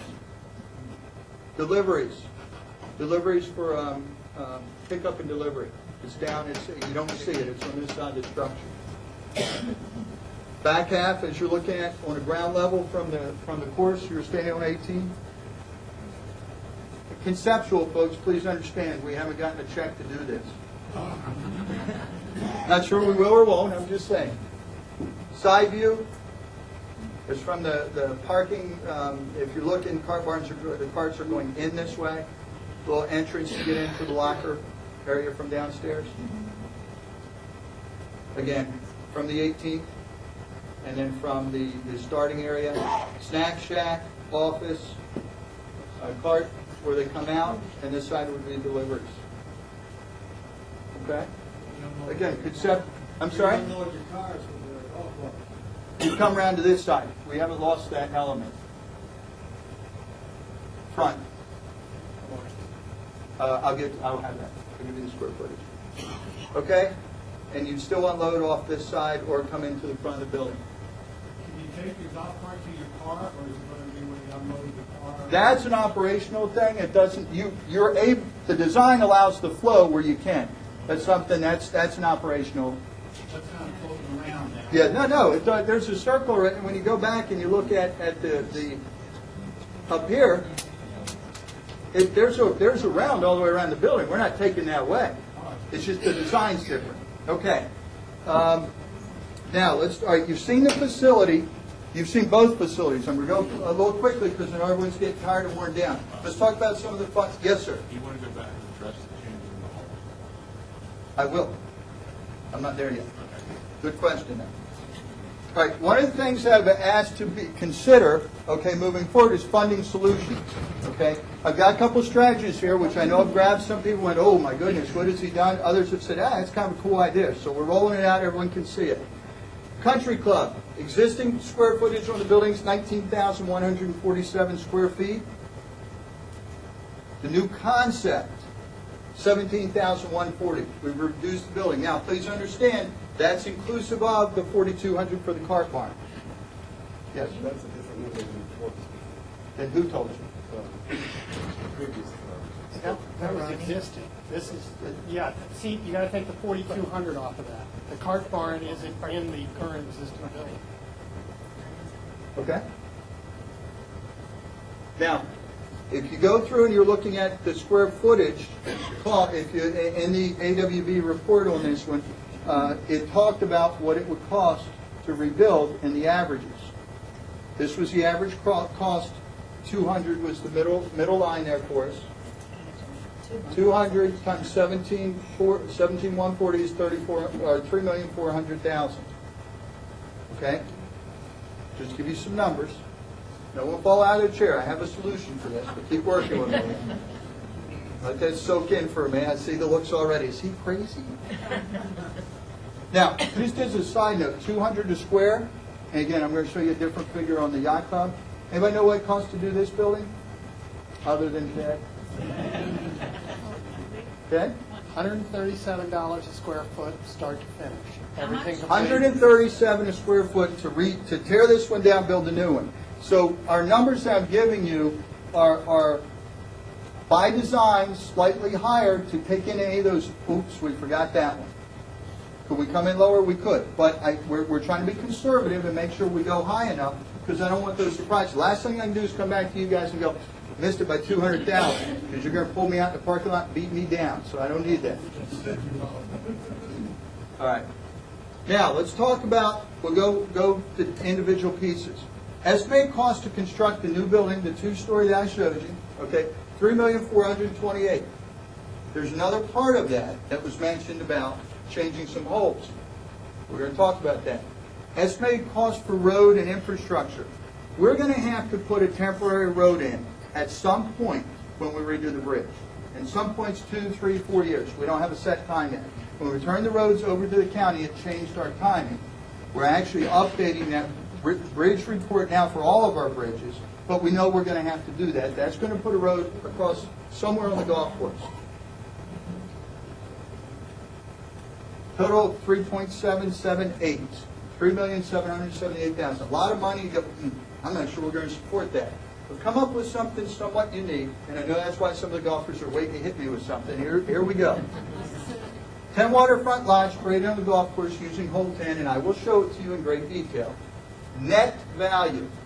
Okay, I did it on Tuesday, and I got, whoa, you know, sales commissions, all that. I said it, but it wasn't on the slide, so I confused people. Net value, highlighted green, everyone sees that, right? Net.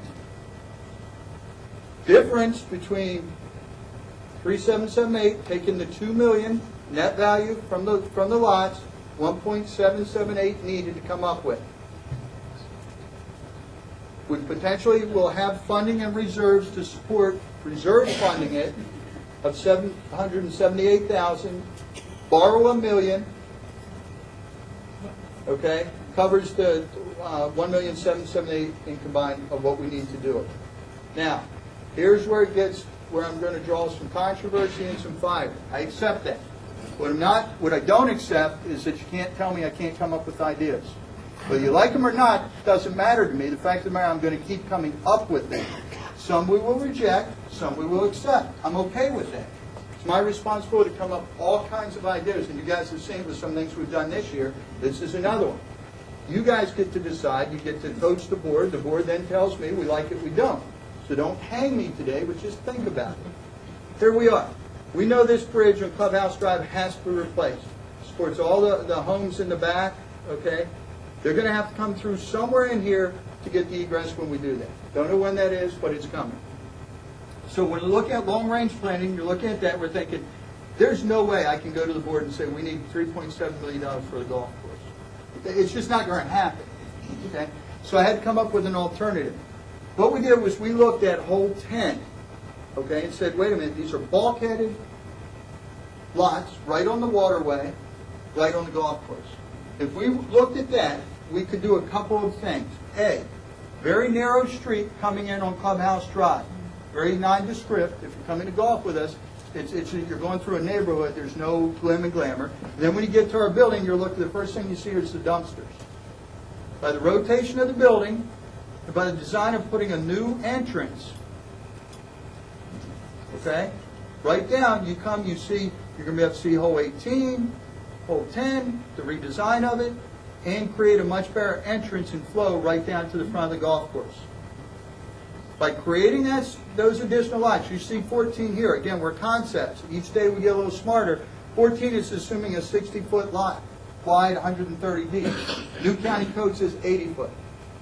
So I'm going to lose some of those, so I can only do 10 and a half or 10 lots. But you get 10 waterfront lots right on the front of the course. Create a road that enters and exits. We can see the road with the colonial lighting in the middle of it, giving a nice entrance when you come in. Put a nice big new sign here. It says, "Welcome to the Ocean Pines Golf and Country Club." Takes care of the bridge issue, takes care of the road issue. Now what happens is the tried and true golfers are going to go, he has lost his mind to get rid of our hole. I know that, guys, gals. But we need to come up with ways to do this. Here's an option for us. Okay, you see, everybody sees the layout. You get an idea of what I'm looking at. Let's go a step deeper. Okay, again, this is 14, it's really 10. Remember that. I don't want anybody to say, he lied on the slide. I didn't. Okay, perception is, here's 18. 18 travels to here and to here, currently. Okay? The new design, 18 would come to here and come up and land onto what's currently the putting green. I know. You challenging person. Okay, I got it. Now, it actually can be done by a couple facets. Okay, and please, this isn't Bob just smoking a rope coming up with stuff. We're coming up with possible design, working with Casper. I noticed, did Damien disappear? He knew we were getting it. Of course he did. But we're able to come up to here and then land up here. Now, the design, and again, we would have to talk with, what our plan is, talk to Billy Casper. I was going to have them come from their corporate level and look at a redesign until the board said, hey, we might like this, go a little further. It would have been improper for me to have someone outside come do this without at least getting some feel of what they want to do. But really, if you take 18, you can actually, instead of landing here, bring it this way. It's a shorter over, you have a longer landing pad. We know we're going to have to do some work right here anyway. So there's water. Oh yeah, it's tough landing. Sensational. It's a sensational finish. For a non-golfer, it'd be great. Just a thought, okay? Now, let's go. Now that I'm upset, everybody, let's go a step further. Okay. What you're doing is you're taking, and we'll sell a lot of golf balls, by the way. Sales, sales, sales. Okay. All right, so we land here. Now what do we have to do? Well, you take this, and you make that the tee box for 10. Okay? Yeah. For a putting green. All right, follow me here. New tee box. 10 becomes a par 3 this way. Okay? One of the things that coming out of the last meeting, people said, whoa, wait a minute, you're changing the flow, what are you going to do with 10? Well, we had this idea, I just didn't have the slide up because it's a concept. But guess what? After Tuesday's meeting, I got grilled on. I said, let me throw it up there, what we're thinking. So then you go from there, you do a par 3 this way, do where you land, you hit in the hole. Okay? It wasn't a hole in one, it bounced twice, but okay.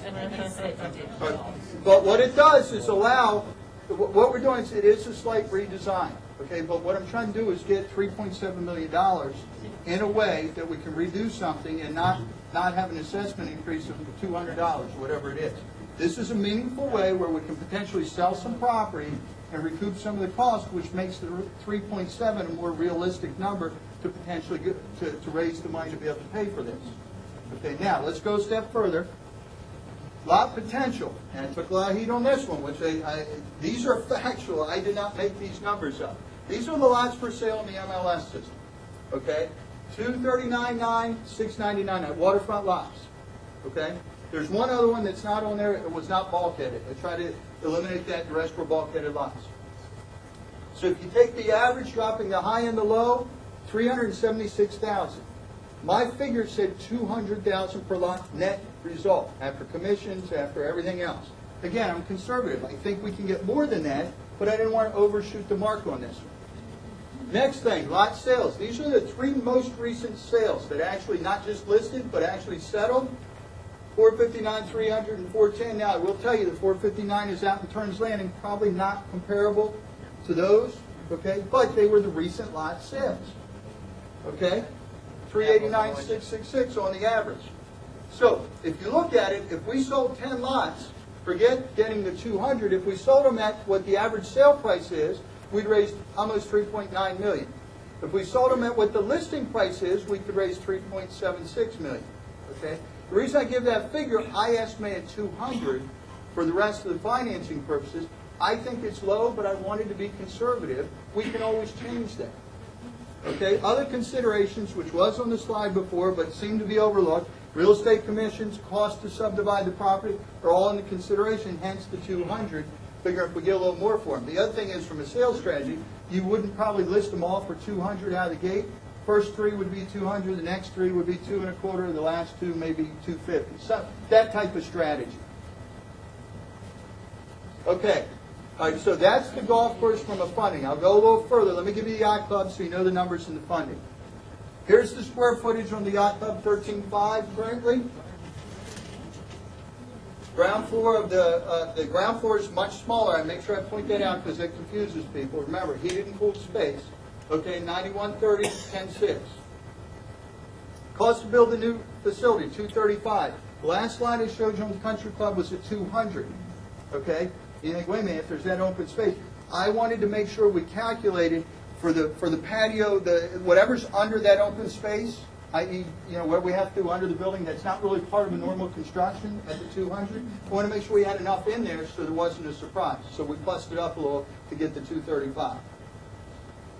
$2.5 million for that project. Here's how this one would break down. $2.5 million for the new building, funded by reserves, 1.5. Borrow the other $1 million. Again, looking at strategies that we haven't looked at before. Phase 2, I put it on a separate slide because it came up last week or on Tuesday. I was just letting everyone know that these are all part of what we're looking at. We do have money set aside now in our budget to redo the yacht club pool decking and the pump room. So they're already in there. And someone asked earlier, would this new concept include, how it would impact the pool? There's already money to do that work. As a matter of fact, the board directed me, let's get that done this year, but they didn't know we were working on a much bigger plan for the complex. It would have been wrong to do that and then go, oh, didn't fit with the complex design. So that's why we held off. Now everyone sees where we are. So the pool, the only thing that I didn't have in there was the pool, the basin of the pool itself with the piping that would go in it. So the 600 that's set aside now, okay, is in the budget, is for the concrete deck around it and the pump house that didn't include the pool. So I got some recent pricing if we redid the pool as well. And I don't know why you would do all the decking and everything else and not do the pool. I'm not sure why that was built that way, but I made sure I included that as a phase 2. Yes? Just ask a question. Are you talking about actually redoing the existing pool that's there? At the 250, yes. Okay. And so in doing that, if you were going to do that, you could actually make it to where it was the easy walk-in instead of... Imagine that, everything being level like I said earlier. But no, I mean going into the pool. Mm-hmm. Yeah. The easy walk-in instead of going down steps. There are all kinds of ways. That's why I put it in as phase 2. We would redesign the pool. I'm in. So it's better. I got one. I got 2. Okay. So let's talk about funding options continued. If you borrowed money, okay, here are current rates. I validated with the bank last week. I know what I'm talking about here. Okay, we can borrow. I did it $500,000 increments, not to be greedy, but just round numbers. Here's what it cost us interest rate. Okay, this is what your annual payment. This is what your monthly payment is.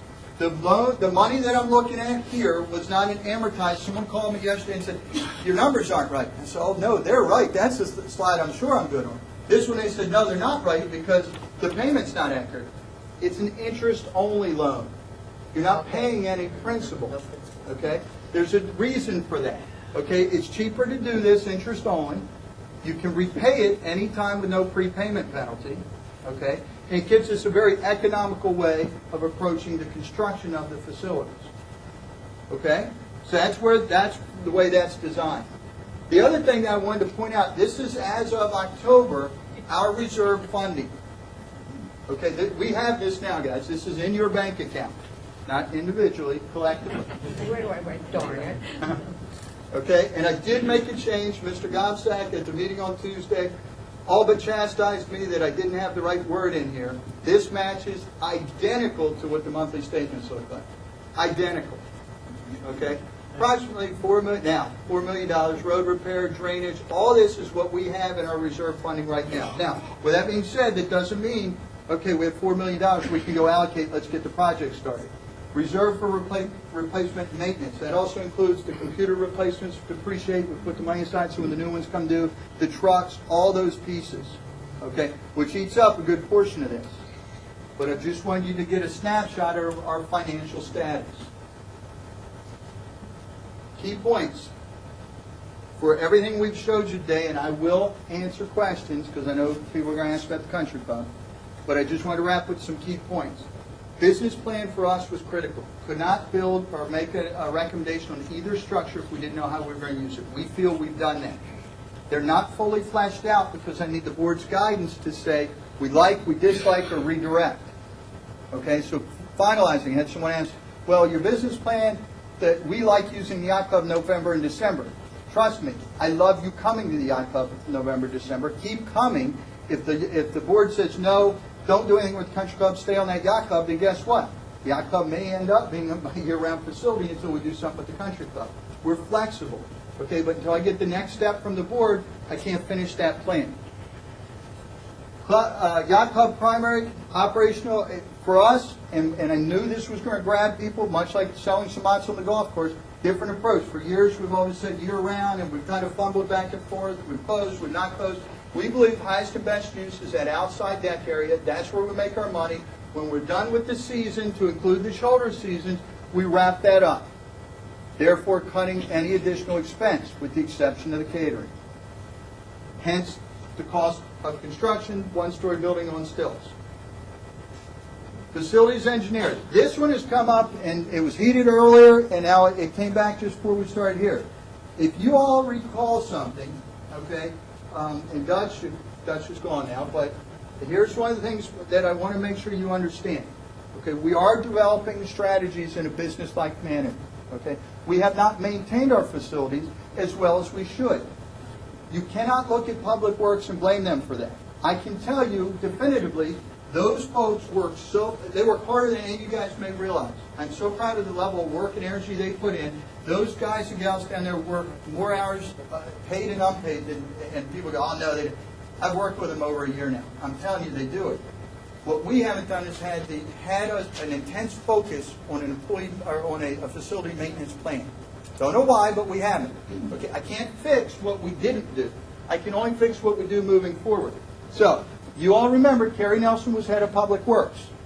He left. He went to Carolinas, Virginia and Carolinas, back to the sawmill side. That's what his background was. I still talk to him regularly. Sorely missed, but Eddie Wells, his right-hand person, has stepped up in that role. I still have the space open. In my budget, have not filled it.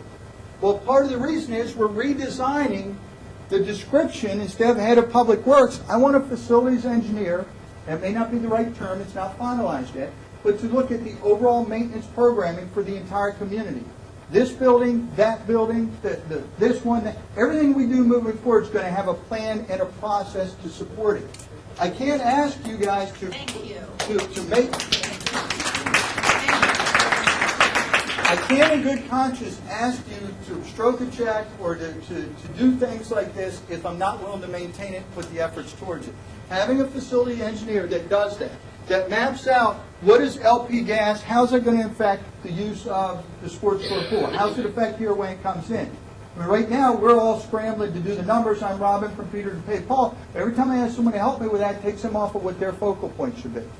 We should have someone focused to be able to do those things. What's the ongoing maintenance plan here? I will tell you, we are maintaining this facility.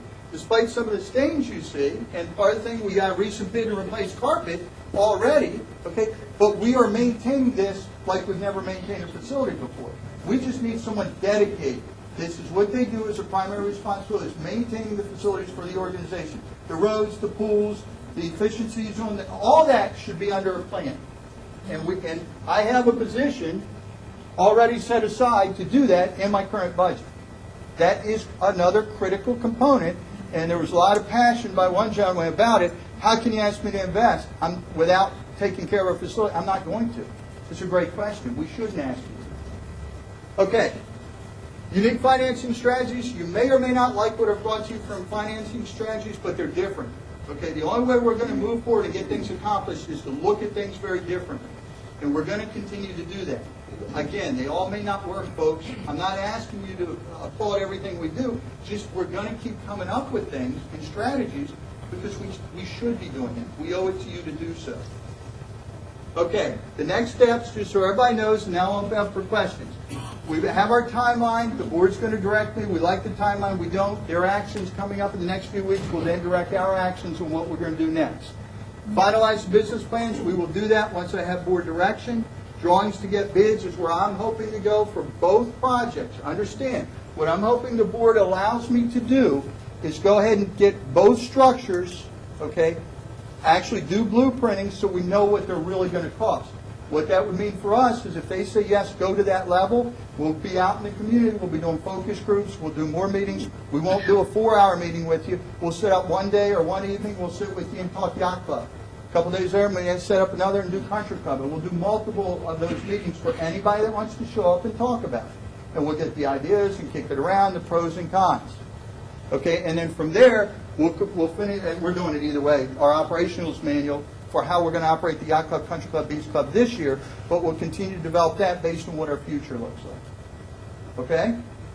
So the things I want to take away, we do have a business plan, a marketing plan, we have unique financing strategies, and we definitely have a way to maintain our facilities. Okay, that's what we need to think about. Our future, we're about to make some significant determination on investments in the future. It does impact our property values, folks. Okay? I appreciate, I'm going to take questions. I know some folks are going to leave, so before I start taking them, thank you for spending so much time with us. Okay? Thanks for listening to it. And I'll take the questions, but I know folks are getting up. So just thanks for at least allowing us to bring this to you today. Okay?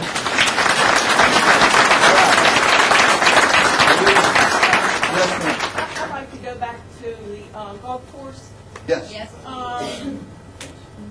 Are we going to be the developer of those lots? Are you considering Ocean Pines to be the developer of those lots?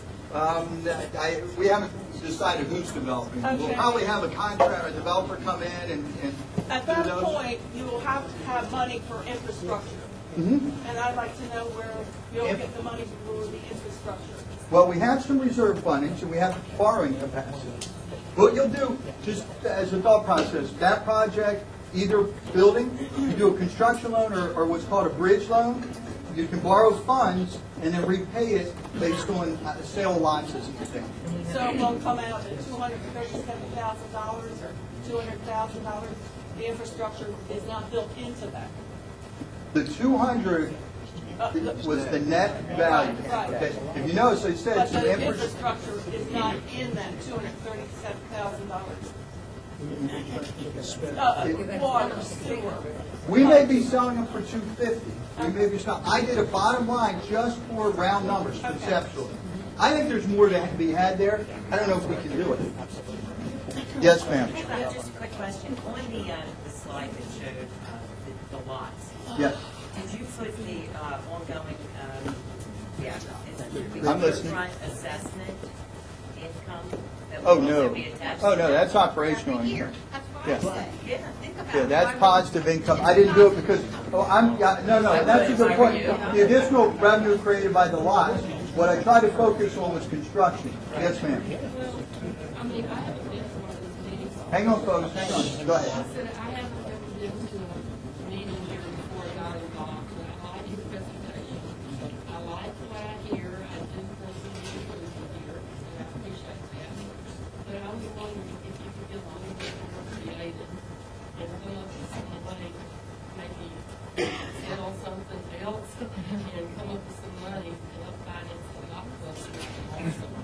Everybody, the question was, are there other creative ways to do financing strategies to finance the yacht club or the country or whatever we're doing more for? We do have lots within Ocean Pines, individual lots. We do have property out on 589. All those, yes, we're looking at. And they have been considered in the past by past folks. Okay, this was just some strategies we've developed. I'm open to consider anything. Yes, ma'am. Yes, ma'am. They had all these lots of sales, downtrend real estate for themselves. The builder came back and wanted $1 million more close to it. That was a problem, and they ended up settling for this, and it's supposed to be built. But that all took time. We have loans and all of that, bridge loans and everything. Is there going to be a lot of interest on that if we can't sell it? We can't sell the properties? Yeah, the question is, the loans, if we don't sell property, we don't do something to offset the loans quickly, how are we going to pay for that? If I looked at $2 million, round numbers, $2 million costs about $100,000 a year. Just in round numbers, okay? Or $12 a person. And I'm just breaking these out. Don't quote. Bob said we're raising assessments $12. Trust me, I know what's going to happen, all right? But if you think about it, I mean, at 12, it's like $12.50 a person or an assessment covers the interest on it. You can do a bridge loan that covers you for 3 years, interest only, okay? We would not start that immediately anyway. We wouldn't have to borrow that money. We could take that. And let me finish. Oh, that's up to the board. I'm laying them both out, both, one, whatever. I'd like to do the plans on both and then go to the next level. The other thing is we do have money in reserves, and we have a funding plan that continues to fund that. What's that? Well, no, I mean, there's a number of different ways. I just made one recommendation. And yes, sir. I'd like to make two observations. Yes, sir. One is, I'd suggest that whatever your plan is, that you not create a permanent solution on the golf course for a temporary problem with the bridge on the clubhouse drive. That's something that probably is not going to take more than a year to do. Less than that. So it seems to me like you wouldn't need to put a road down the 10th fairway and create 10 lots in order to solve that particular problem. The second observation that I'd like to make is that the design changes that you're going to make on the golf course may be very, very costly in terms of calling this golf course a Robert Trent Jones design golf course. Because I think the Robert Trent Jones organization may have something to say about the marketing use of their name. Okay. Two factors. A, the blending, or the solutions with the you're looking at $3.8 million project all in. Okay. So it's not just to solve the bridge issue. Right. Okay? I just said in consideration, I'm going to have to disrupt golf operations sometime in the future. Again, I'm not looking at here and now, I'm looking into the future. Secondly, if we're going to get community support behind something, okay, offering an alternative solution, i.e. lot sales, okay, I think became more palatable. Maybe not to the golf community, and I knew that. I knew when I did it, I could be under that fire, but I'm just bringing up alternatives. Look, you all may say no, the board may say no, we're going to borrow or we're not going to do. That's fine. Redirect, and I'll continue coming up with ideas. I think this is a viable strategy. Secondly, talking with Casper folks, modifying at this level is not a major modification to the golf course. Okay? But I'm sharing. No one's going to come to the golf course if there isn't a golf course to golf on. A major modification, okay, would impact. It's still a Robert Trent Jones design course. One of the first questions we asked, and those can shake their head yes or no, was an early question I had. If we're doing any modifications, at what extent? For this type of modification, they did not feel that it would change our ability to advertise that way. Now, we're in conception. Would you let me finish? Let me finish, because you're shaking your head no, and you haven't done the research that I have. Now, this is conceptual, which means we will, and it was the Casper folks, we would then go to whether it's Robert Trent Jones or whoever would say yay or nay, finalize it, I would research to get a letter to say, yes, we can still advertise as a Robert Trent Jones course or not. Conceptual, you consider it. If we say we like it, we go to the next level. I'm not selling lots today, guys. I'm throwing ideas out there. We would research it. We don't want to blow that up. I mean, I agree with you. You've taken a hole out of the golf course, so what have you got, 17 holes? You missed it. I put a hole back in. We have, here, let me give you the answer. Let me give you the answer. Explain it, because if it was said, I didn't. No, that's fine. We have 19 holes now. Okay? So what you're asking, I'll be happy to answer. We have 19 holes. You're talking a lot, Mr. Are you asking me a question? If you don't have an answer, I can move on. No. Okay. We have 19 holes now. The redesign changes 10 from the long hole that it is to a short par 3. It's still there. It's just starting from a different point. So we haven't lost the hole. The design I showed you today changes that hole and the location of it, but the hole's still there. That's 10. Yes, ma'am. Yeah. And then 18 has a change coming back over the water as opposed to over to where, because the hole where 10 starts is where 18 ends now. So we haven't lost it. I mean, I understand the importance of that. Okay? 19 holes? We have 19, 18 plus the 1, 19. Yes, sir. I'll come back, I promise. You're going to go from a four par 3 hole to 5 par 3s on the golf course. Yes. Okay, when you do the drainage project, you're going to end up with 6 par 3s because we'll have to play 19 as the substitute hole for the next coming 3 or 4 or Yes. 5 years. Okay. So we're looking at 6 par 3s on an 18-hole golf course. And that's Okay. a big change. That's destroying the integrity of the golf course. I beg to differ. If I can drive revenues and put people back on the golf course, You're going to lose them. and you know what? Let me make sure we're all clear. We may lose people if the board says do this, but we may not. We have to make decisions, folks. I can't sit on my hands and go, I'm going to ignore it. Now, if you guys have better solutions, we're going to do focus groups to get those solutions. I'm wide open with that. Share it with me. Okay, one more Okay. question. How do you get from the 9th green across to the 10th? You're going to have to put a bridge right here. You put a bridge across. Yes. Somewhere in that general And that's location. going to, you're going across there, you got guys putting on the new 18th green, you're going to disrupt them. Okay. Okay. I hear you. You don't play Again, golf, you obviously don't play golf. but you obviously aren't listening. I am The fact listening. that I'm saying we'll do focus groups, you're going to help me say, Bob, this doesn't work. We need to consider this. That's what I'm hoping you share. I just did. I am not a golfer. So I've said that. I knew you guys would be upset about this. I'm going to keep coming at it. You were next. They are. And I will answer them and work with you to make sure this improves. I want that, guys. Trust me. I don't want to disrupt golf with you. I'm not trying to be an antagonist. I'm I trying to understand, point and out facts in situations. You know, we What will- percent of the community is golfers? Well, that's right. All right. Well, I don't want to, sure. All right, and I don't mean to be short. I mean, I want to include you in the recommendation. That's all I'm saying. I'm not excluding you. Yes, sir. The lots across the canal. These lots.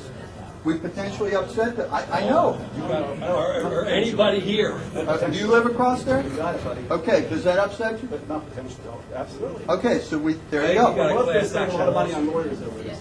That's fine. That's fine. That's fine. Do what you got to do. I'm good with it. Yes, sir.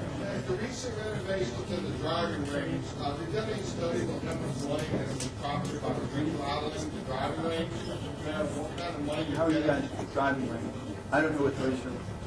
Are you guys using it more than driving range? They're using it more. I don't have that number. I know they're using it more. money generated by spending all the money redoing the driving range has to pay for itself? Is there any type of study that?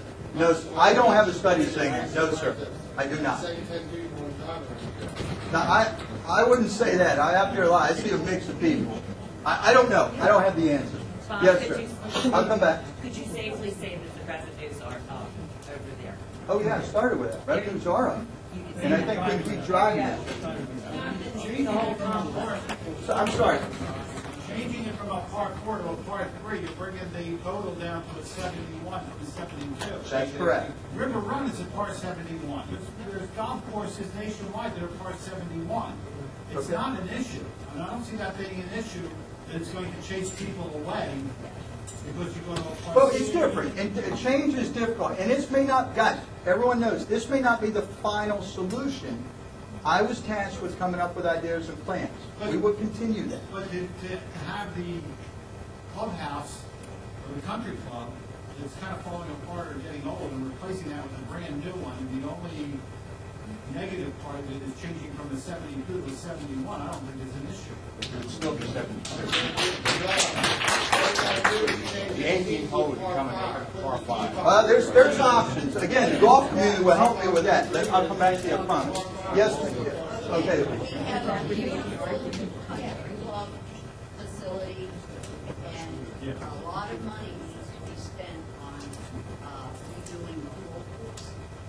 Okay, we're in trouble, and it's coming back a little bit, but the root system is only 2 inches deep. It needs to be about 4 inches. There, when you close it, perhaps for a year, work on that risk revenue coming for that. If you don't have a course to play on, no one's going to go to that one. Okay, agreed. We've been working with the golf community on that. That's not true. Well, we've been working on some strategies to improve the course conditions. These guys know it. I've been meeting with them Not individually. for corporate retreats. All right. Yes, ma'am. Well, okay, here, the question, this is probably a common misconception, okay, not your fault. She just said there's not enough golfers to support the golf course, okay? I would argue that's not true, and here's why. We have 303 members. We have upwards of 1,500 residents of our community that use the golf course that have chosen not to join as a member. So we have far more that use the course than anyone realizes, okay? So we do have a more significant portion of the community that actually uses the golf course that just people don't realize. So it is, we have 303 members, but we have far greater amount than that actually use it and participate. Yes, that's side of public play, absolutely. And the rounds played this year is about 50-50. They're way up from where they were. So we're getting the play, despite the conditions we had, which were not very good. And I'll go that way first. Yes, ma'am.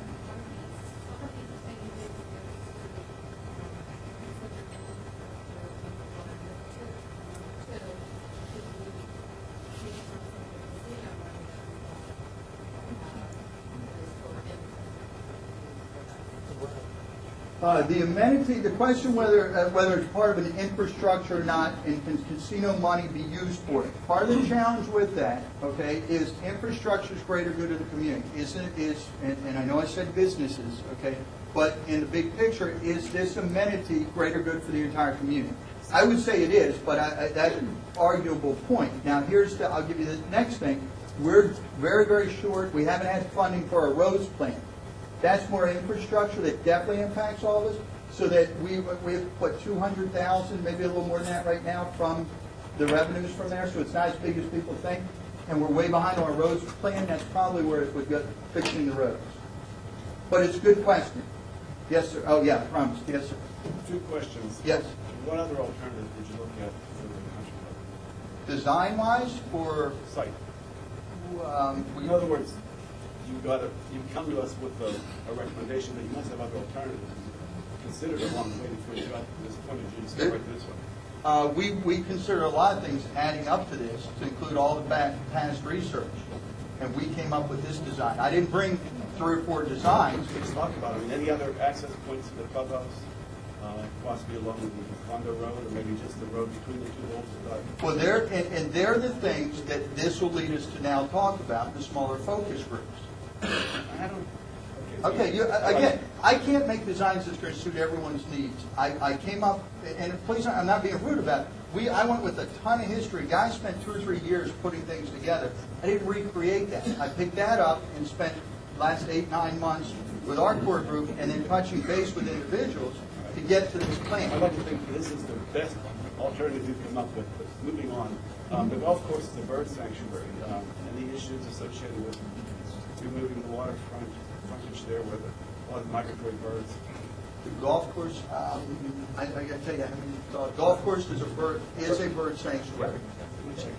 And you weren't moved what? Well, when you remove waterfront frontage, with migratory birds often coming. Oh, so any change to the whole is going to change migratory patterns. I'm suggesting that, Okay. I'm not suggesting we're advising you, but we're not going to. The bird sanctuary, that needs to be looked into, is there an impact that needs to be? Okay. Okay, I'm going to go this way. I'll come back to the center, I promise. Yes, sir. If you redesign the golf course, potentially come in here, Yes, sir. I would think possibly people would drive the golf course away. And that's what this side of the center. Yeah. Yeah. We have the potential of that. That's why it's lost revenue. But I'll tell you this, we'll drive more away if we don't start making the necessary investments to make the improvements. So I'm trying to come up with ways to do that. And this may or may not work, guys. I'm not, we don't have to do this. This was an example. I'm right at the middle of the room. I'll come back.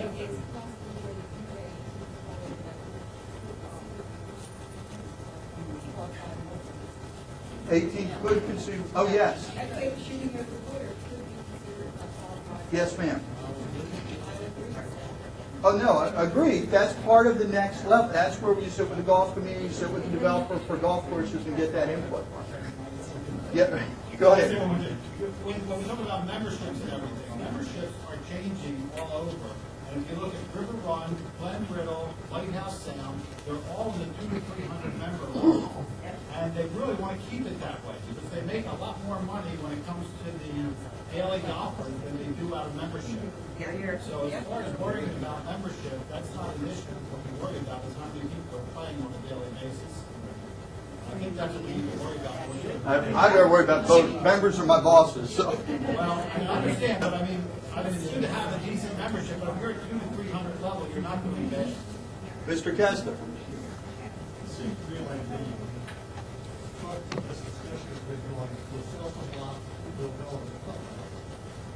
I don't think we can tie those two together. I think we can take up position where you can sell a lot, but that may be where the money comes from, building the house. I don't think it's like indicating that if we sell a lot, then we'll build a golf. Well, if we may not ever build a golf, then we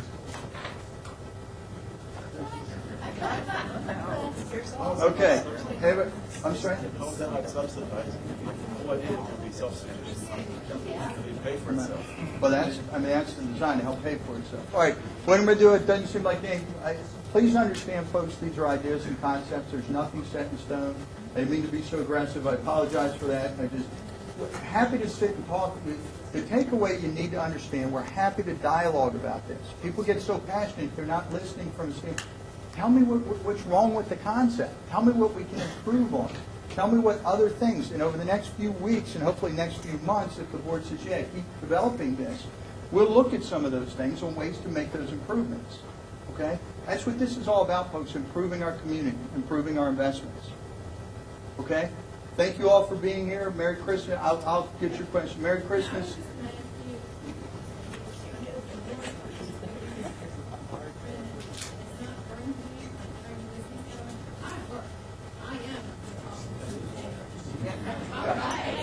That's why we did a weekend. Thank you all for being here. You did a great job.